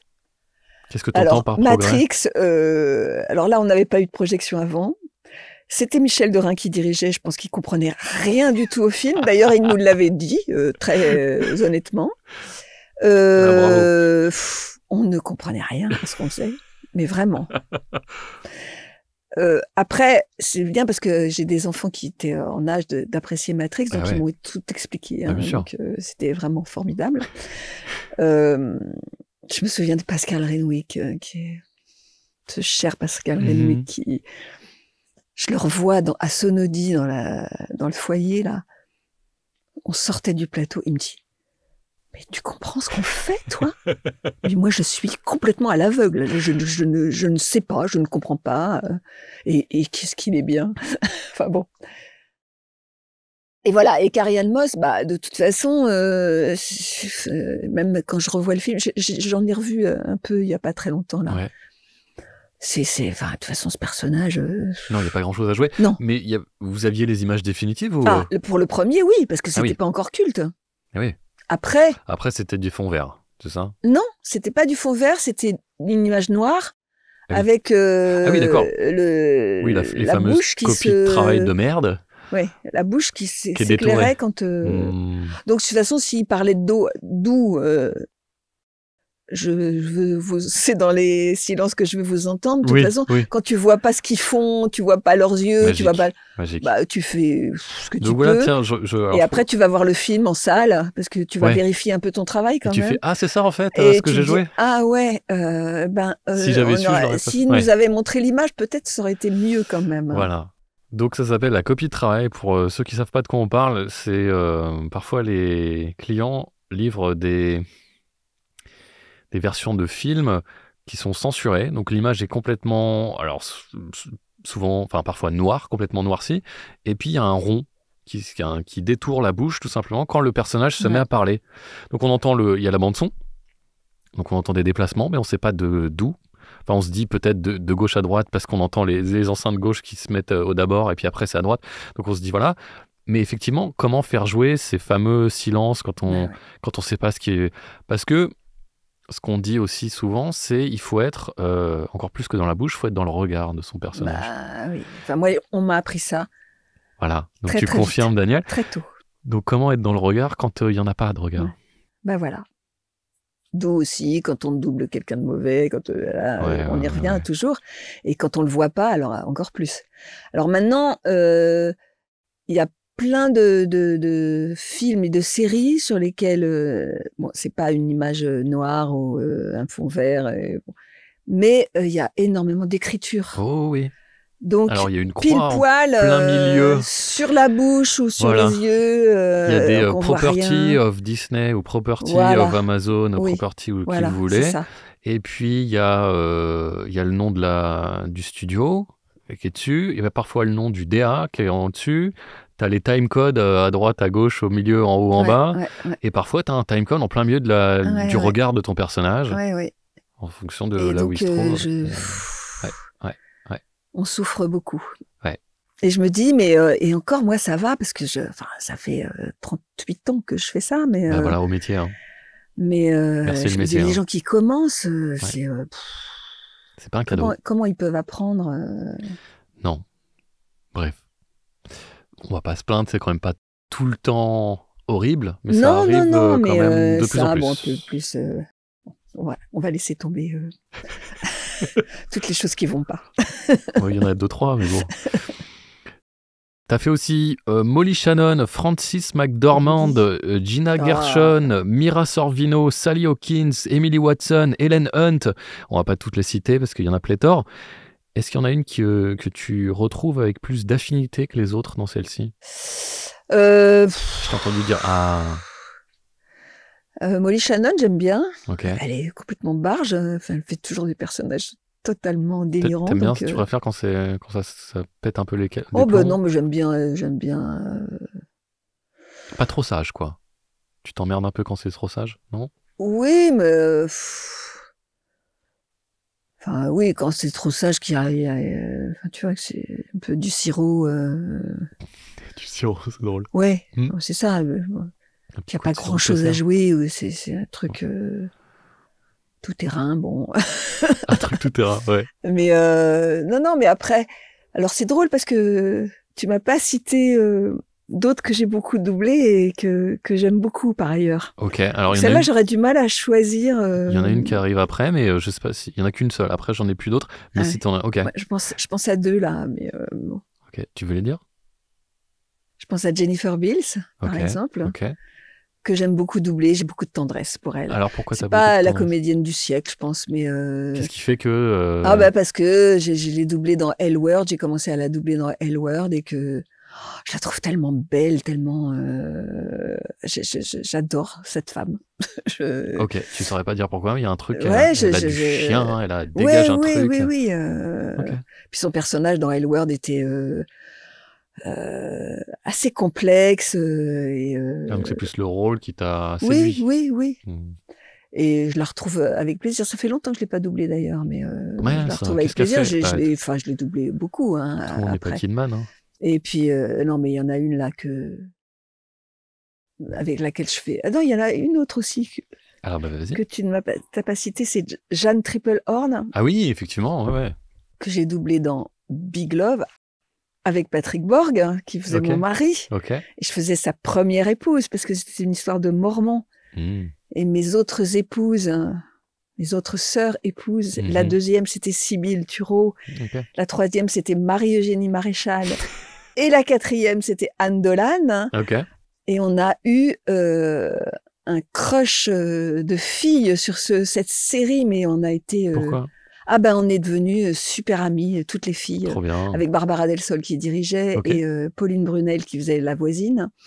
Et franchement, on a fait des dîners Big Love pendant des années après la série. Là, c'est passé. T'as réussi à coincer Marie pour un dîner à l'époque, oui, on y arrivait. Ah oui, à l'époque, ouais. Dis donc. À l'époque, on y arrivait. Elle se laisse pas faire maintenant. Non, mais et puis je déjeunais avec elle même en plus et tout ça. Maintenant, c'est. Déjeuner, t'arrives à la coincer au boulot, mais, en dehors du boulot, maintenant, c'est pas évident. Depuis qu'elle est petite, c'est compliqué. Ouais.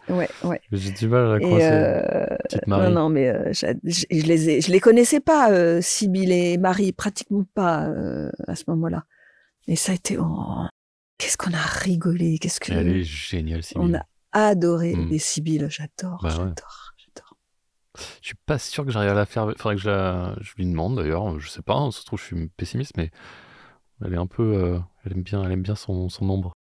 Ah, oh là là. Elle est restée dans l'ombre, donc c'est pour ça. Je sais pas. Oui. Elle est toujours. Elle s'excuse toujours d'être là. Et quand tu lui dis que tu la trouves formidable, elle comprend pas. Elle ne comprend pas du tout. Alors qu'elle est bien. Elle est trop bien. Elle est top. Ouais. Non, mais ça, c'était vraiment... Et puis, alors, il y en a une autre, peut-être c'est celle-là dont tu vas me parler maintenant. Je sais pas. Il y en a une autre que je double depuis 2014. Ok, alors, un mot sur Gillian Anderson, que tu as reprise à la mort de Caroline Bone, qui la faisait dans X-Files. Quel effet ça fait de reprendre une comédienne qui est déjà ancrée dans les mémoires collectives ? Bien sûr. Ce qui s'est passé, c'est que j'ai pas fait tout de suite X-Files, parce que... Il restait encore une ou deux Caroline saisons. est morte donc en juillet 2014.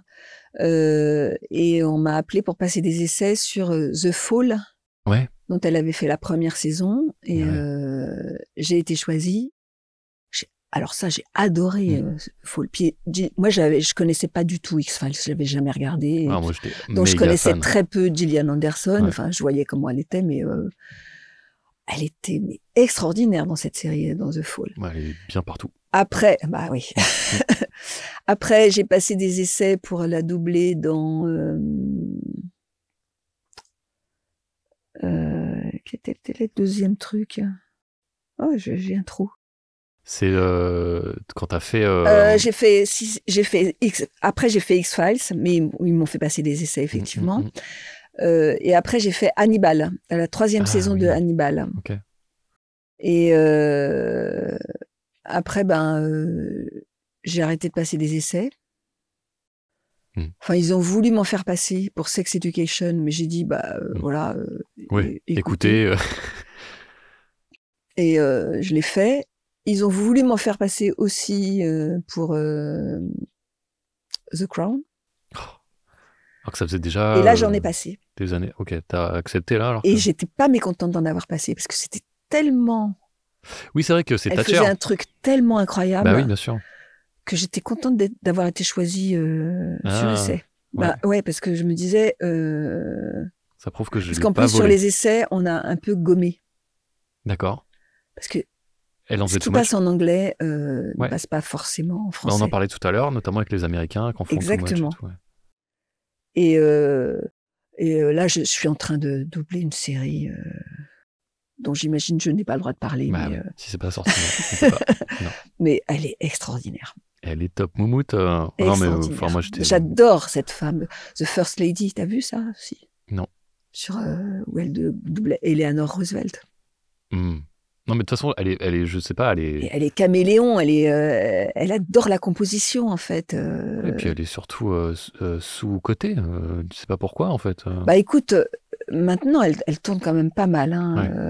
Elle a eu une période à vide, en fait, après les X-Files. Oui, je pense.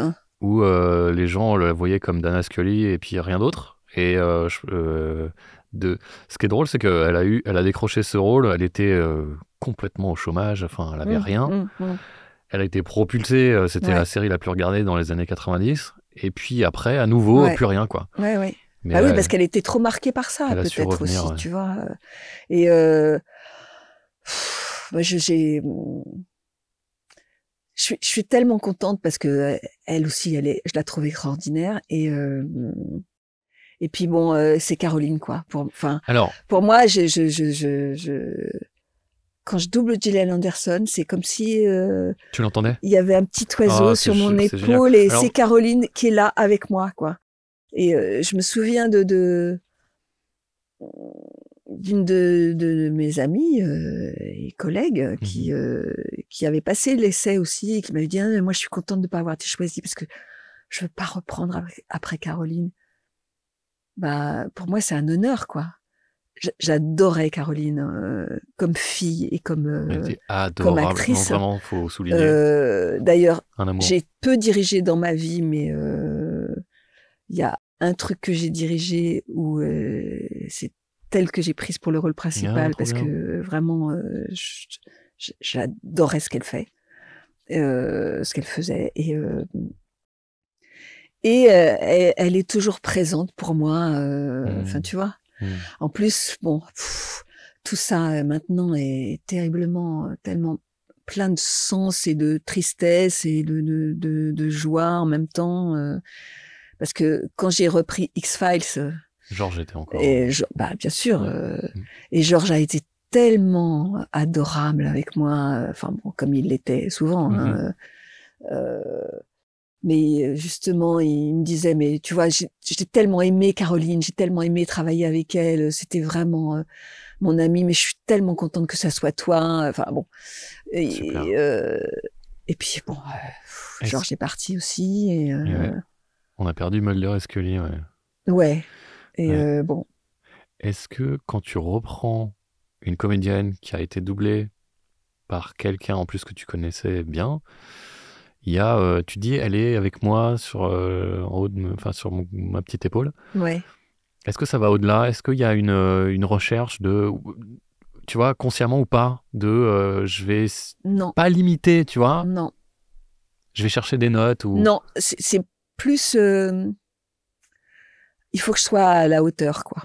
Ok, C'est ça te tire vers le haut. dans ce sens-là, Ah bah c'est canon. mais pas limité parce qu'elle est inimitable, quoi. Parce que Ouais. je pense que, mais de même que si ça m'arrive à moi, et si quelqu'un reprend derrière moi, Hmm. j'espère que personne ne m'imitera, ne cherchera à m'imiter, tu vois, parce que encore une fois, parce que de toute façon, le doublage, c'est donner aussi, même si c'est être fidèle au jeu de la personne qui est à l'image, Ouais. c'est donner quelque chose de soi-même. Donc, ce que Caroline donnait d'elle-même, c'est pas la même chose que moi, Ça lui ce que je appartient peux à elle, donner quoi. de moi. Donc, T'avais entendu ce qu'elle faisait sur Gillian Anderson?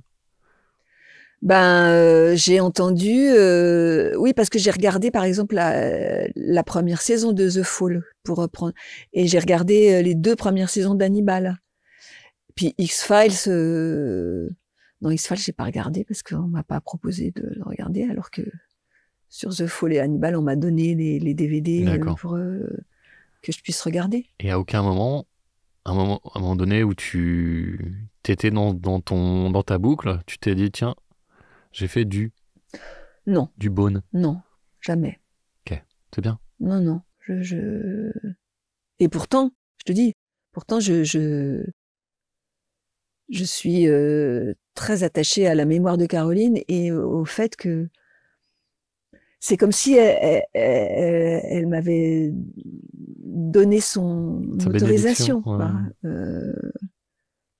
Et en plus, bon, il se trouve que j'ai fréquenté un peu son mari à un moment, enfin D'accord. après, parce que je sais plus comment ça s'était fait. Oui, parce que je faisais du théâtre en appartement et qu'il avait un grand appartement et que Mhm. on s'était vu. Je l'avais rencontré 2-3 fois avant et puis et il m'avait dit, mais moi je suis très content que ce soit toi parce que Caroline aurait été vraiment super contente Donc bon, voilà, j'avais le. La bénédiction du mari, Ouais, en tout cas. ouais. Ouais, c'est cool. Bah, j'ai travaillé avec elle, c'était il y a ouais, un petit moment. Hein. Ça devait être il y a 12-13 ans. J'étais super fan des X-Files, donc j'avais ma petite émotion et elle était 10 fois plus émue que moi. C'était Ah oui, hallucinant. Elle me connaissait pas et elle ouais. était toute Mais ça nerveuse, m'étonne pas, ça m'étonne pas. et elle m'a fait fondre, quoi, parce Mm, que cette humilité, parce mm. que cette remise en question permanente. Mais tu n'hésites pas à me dire si ça va pas, machin. J'étais, mais où je Ouais, suis, ouais, quoi, ouais, où je ouais. suis. Ah oui. C'est fou. Non, mais ça m'étonne pas d'elle, oui. Et puis, voilà, un amour, quoi. Voilà, j'ai bossé avec elle 2 ou 3 fois. Hein. Voilà, je n'ai eu qu'à m'en féliciter. Voilà, professionnellement, personnellement, c'était Oui, oui, un c'était bonheur. une fille super, vraiment. Mm. Thatcher, sur The Crown, t'as été chercher quelque chose de particulier ou... Alors, justement, ce que faisait Gillian Anderson, c'était quand même très, très présent. Hein. Mhm. Elle avait adopté un rythme très, très lent, une espèce de voix un peu comme ça, un peu salie, un peu qu'elle a un peu hein, déjà. Elle a Mhm. un côté un peu rauque dans la voix, Ouais, mais avec un voile. Je sais pas si elle fume elle fume, beaucoup, ouais. mais Enfin, fumait, je sais pas si... ce qu'elle a pas du tout dans Sex Education, par Ah, exemple. ok, ok. Elle est très claire dans Sex. Mais bon, dans plein de rôles, là, ce que je fais, Elle va chercher les coronesses. ouais. Ok. Et Thatcher, c'était ça, évidemment. Mais j'avais écouté, avant d'enregistrer, j'avais écouté des discours de... Ah, ok, ouais. Oui, bah ouais, j'avais regardé. Et en fait, j'ai constaté très vite que elle faisait pas ça du tout, quoi. Elle faisait sa version à elle. Ben oui, parce que c'est-à-dire qu'elle faisait un peu le souvenir qu'on avait de Thatcher, mais Thatcher au début, en plus, elle était pas si vieille. Mhm. On aurait dit une vieille dame, quoi, dans ce que faisait. Mhm. Sauf que elle était quand même sacrément abîmée au niveau de la coiffure et de l'espèce de casque Oui, là. oui, oui. Euh, Playmobil, quoi. ouais. Mhm. Mais non, là, je me suis vraiment basée sur ce qu'elle faisait elle. Et je te dis en gommant un petit peu Ok, je parce vois. que C'était too much. Enfin, parce que c'était en français, ça passait pas. un peu trop. Et je trouvais un Ouais. peu trop. Surtout une série comme The Crown qui est vraiment très terre à terre, enfin dans le Bah jeu, quoi, très réaliste. oui. Ouais, pas le moment d'aller chercher des effets de voix. Mais enfin, elle était extraordinaire. Hein, Mhm. mais moi, je trouvais ça un peu trop. Ok. Enfin, qui suis-je pour la juger, hein, mais bon. Non, bah tu dis toi, mais avec l'aval du DA et avec son concours aussi. Enfin, Tout à fait. voilà. Il m'a dit tout de suite, bon, écoute, Voilà. elle est géniale, certes, mais on va gommer un peu quand même, parce Voilà. que Donc c'est pas toi toute seule qui te permet de changer les non, œuvres. non. Si je te demandais de me parler de ton métier, qu'est-ce que tu me dirais?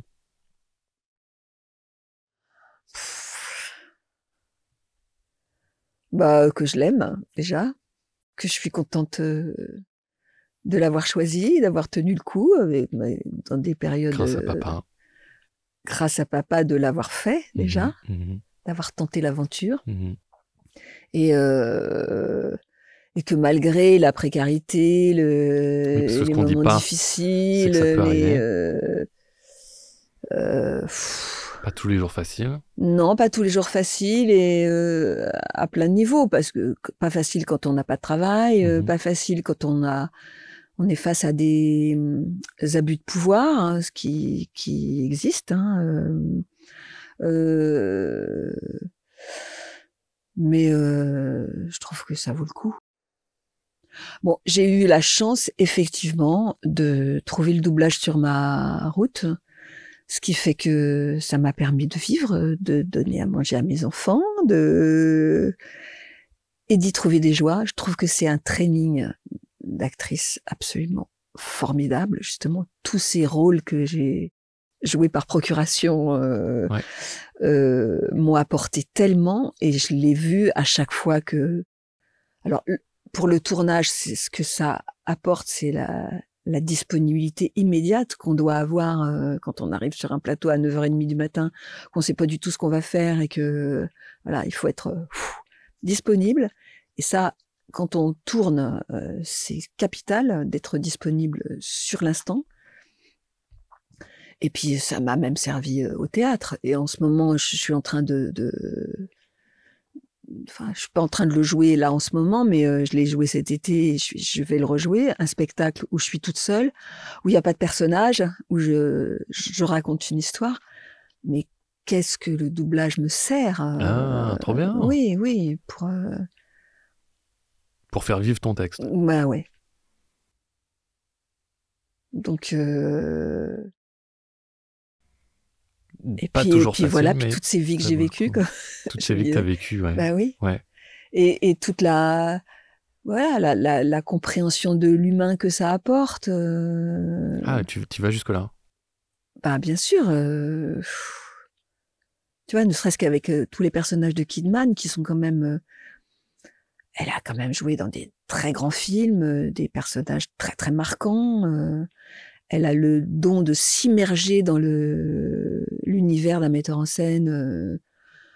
Enfin, j'en ai pas vu beaucoup comme ça. Enfin, c'est vrai que Gillian Anderson peut avoir ce côté-là, mais donc bah voilà, il faut s'arracher ça de soi quand on double, hein, et on découvre en soi des choses qu'on n'aurait pas soupçonnées, et puis dans les autres aussi, Dans les autres, quoi. bah, dans les autres personnages, Oui.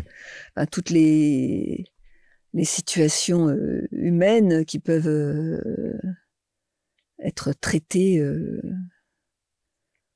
dans les œuvres d'art. Hein. Hmm.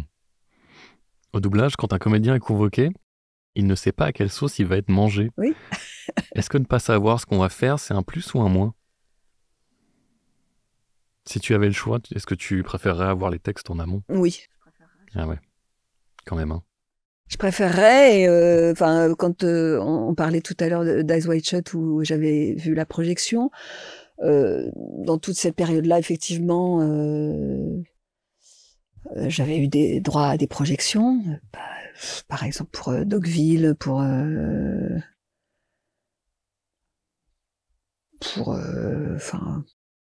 oui, pas mal de films. Après, on n'avait plus droit à des projections en salle, mais on nous donnait des DVD. Ouais. Après, on a eu droit de temps en temps à des codes, Avec des codes d'accès, ouais. d'accès. Et puis alors maintenant, plus droit à rien.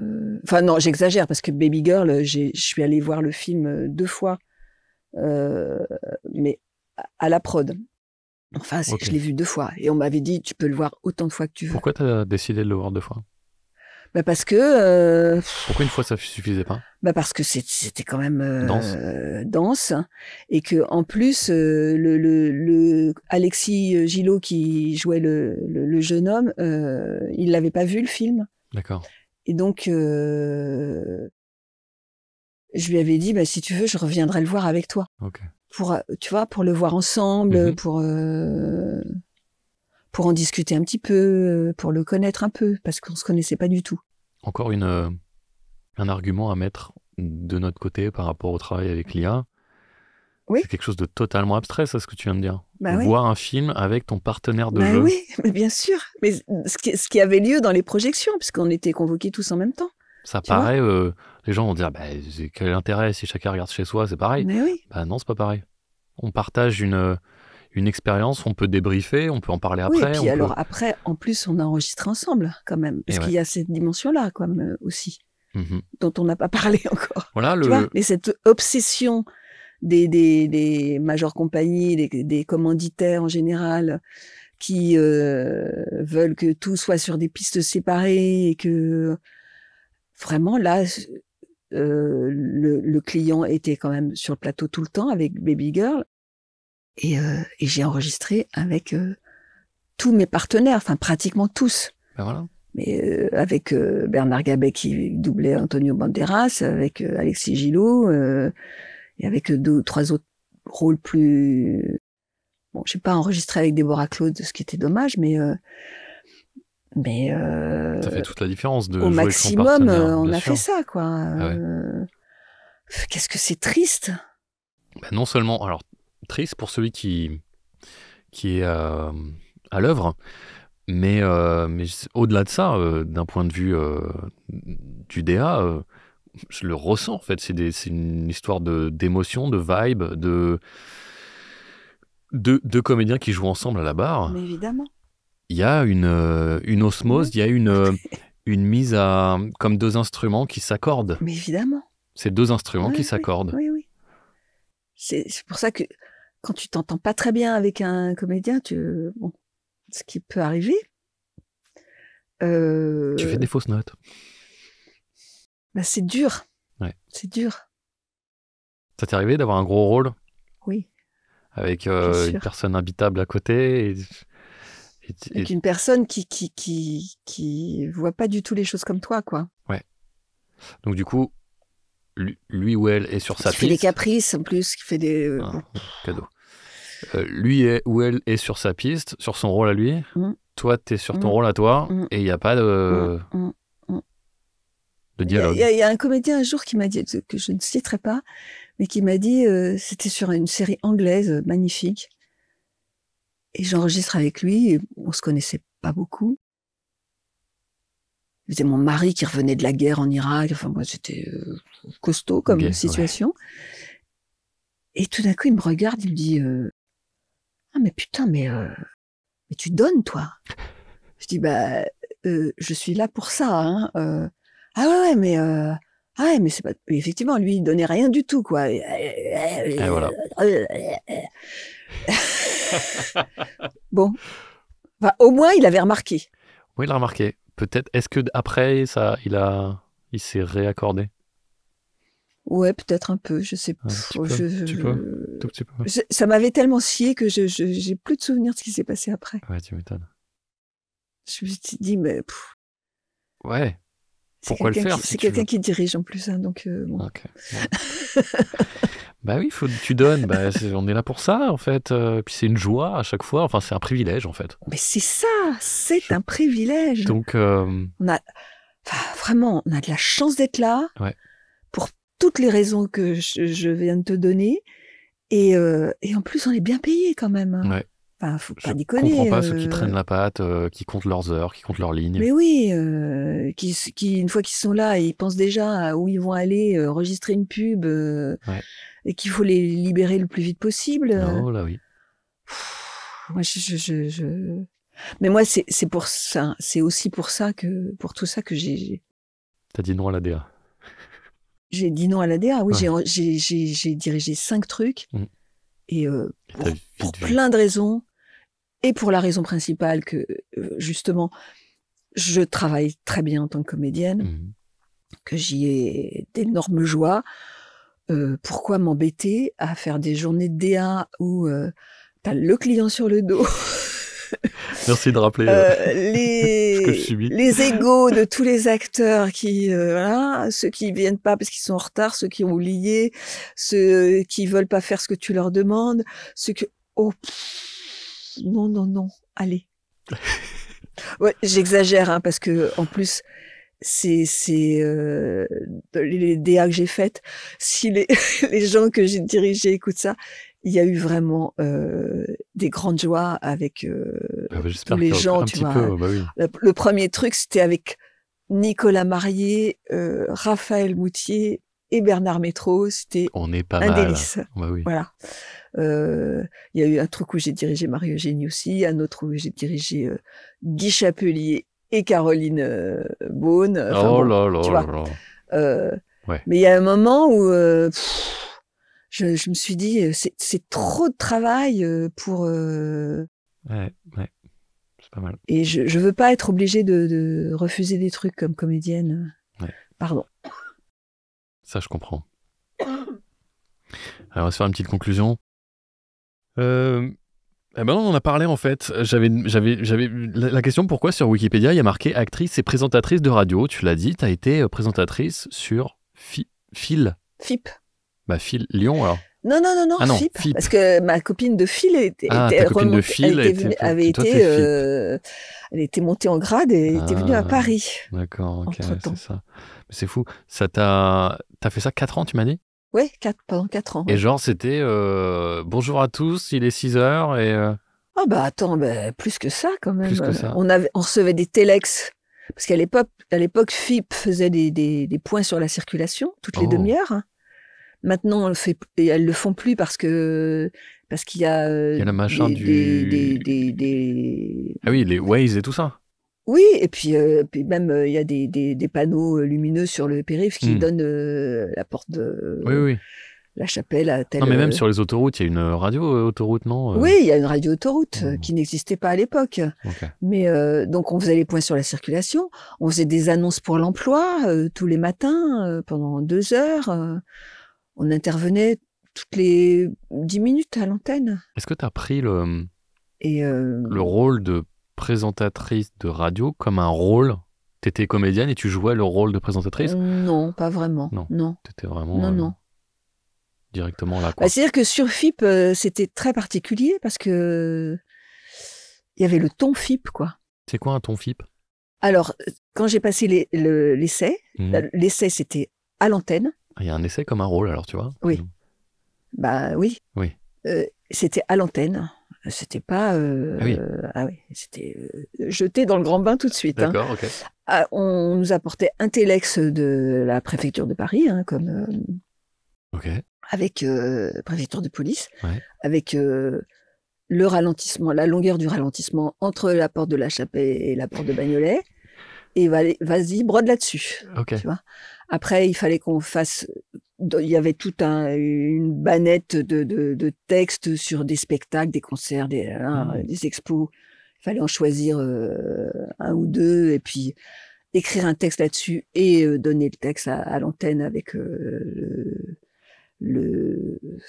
T'écrivais ton texte alors? T'écrivais ton texte. Ok. Et c'était chaque auditeur doit penser que vous lui parlez dans l'oreille et à lui seul. D'accord. Et sourire tout le temps. Sourire tout le temps. Ok. Donc j'ai fait ça. Et donc ça, c'est de manière générale pour la radio ou c'est juste ça, c'est le ton FIP? C'était le ton FIP. Le ton FIP, il faut sourire et parler directement à quelqu'un qui est là. Bonjour, le point sur la circulation. Oh, vous êtes au ralenti entre la porte de la Chapelle et la porte de Bagnolet. Mais vous écoutez FIP, tout va bien.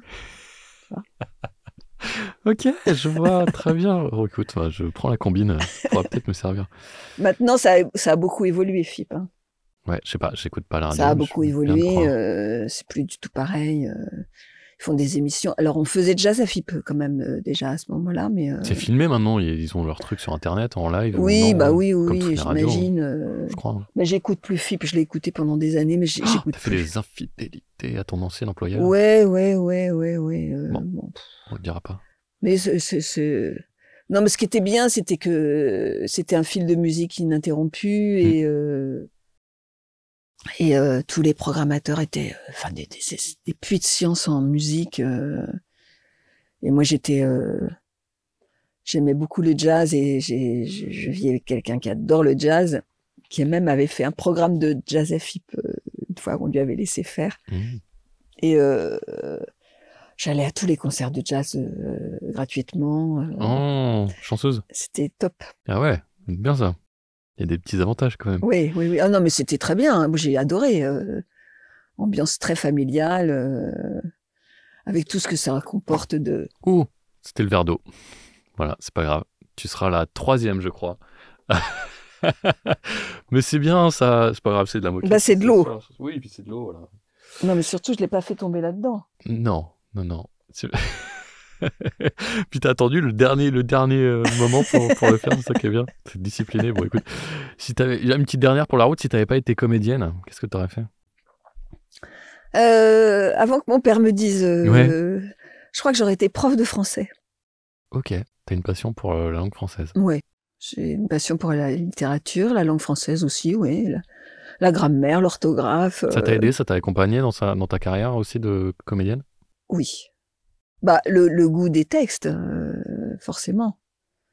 Et le goût des mots. Qu'est-ce que tu réponds à un comédien qui dit moi j'aime pas lire? Bah, ça le regarde, hein, mais c'est dommage.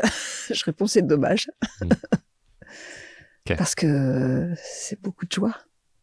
C'est beaucoup de voyages. Voyage immobile, mais... Tu dirais que c'est essentiel pour un comédien ou c'est juste un plus? Je dis que c'est essentiel d'avoir une culture. Et une culture livresque, c'est important. Je pense. Après,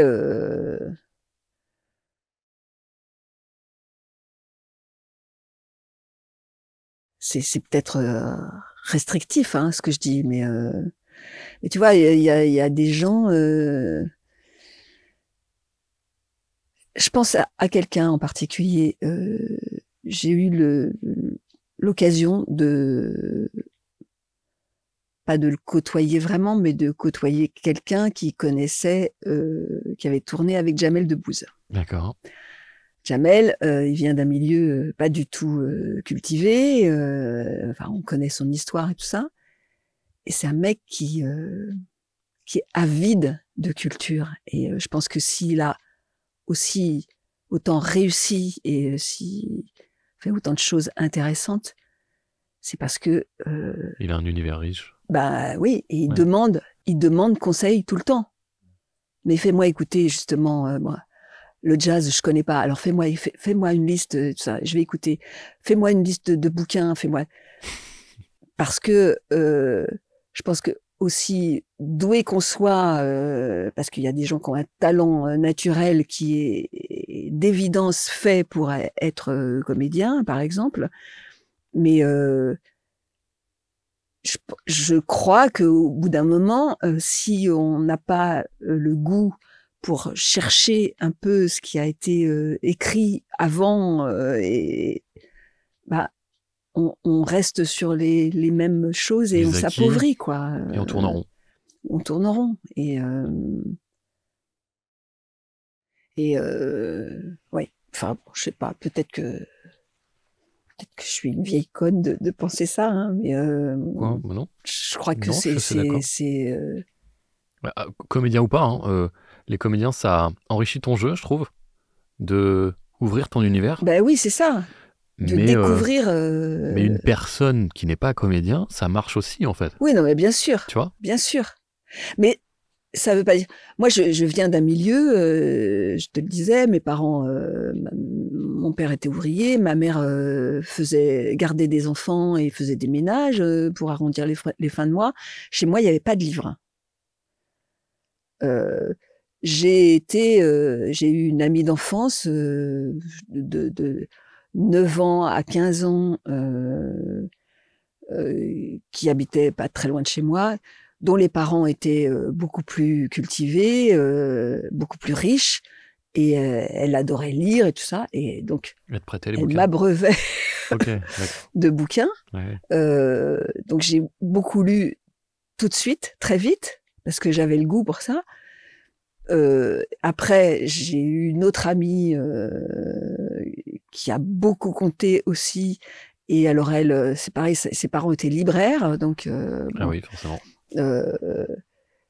et c'est ce qui m'a. Mais moi, c'est l'école qui m'a apporté ça. Et je suis pas sûre que l'école d'aujourd'hui apporte la même chose aux enfants. Hein. Je l'ai vu déjà avec les miens qui maintenant ont 38 et 35 ans, mais et je pense que les enfants d'aujourd'hui, c'est encore pire. Mais et donc, je ne veux pas dire que les gens qui ne lisent pas et qui n'ont pas l'accès aux livres sont des andouilles. Hein. C'est pas ça du tout.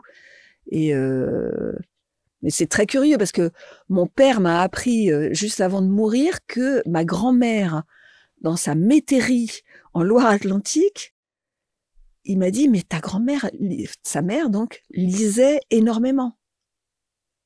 Il me dit, elle lisait Eugénie Grandet Ah oui, ok. de Balzac. Oh, ok. Et pour moi, je l'ai très peu connue, cette grand-mère, parce qu'elle est morte quand j'avais 6 ans, donc je m'en souviens, mais bon. Et je me disais, ça c'est fort quand même de lire quand on est dans le trou du cul du monde, avec 7 enfants. Bon. Ouais, ouais. Il faut avoir le temps, faut prendre Et le alors, temps. je me dis parfois, bah, ça me vient peut-être de là, quoi, ce goût pour. Peut-être. Des fois, ça Mais saute une génération. Nos goûts comme oui, ça, oui. nos affinités. Mais mon père, je pense qu'il s'est mis à lire plus tard dans sa vie. Quand j'étais petite, bah, je suppose qu'il était happé par le travail et tout ça, mais Faut faire gaffe au travail. après, à la retraite, il a lu beaucoup. Ouais.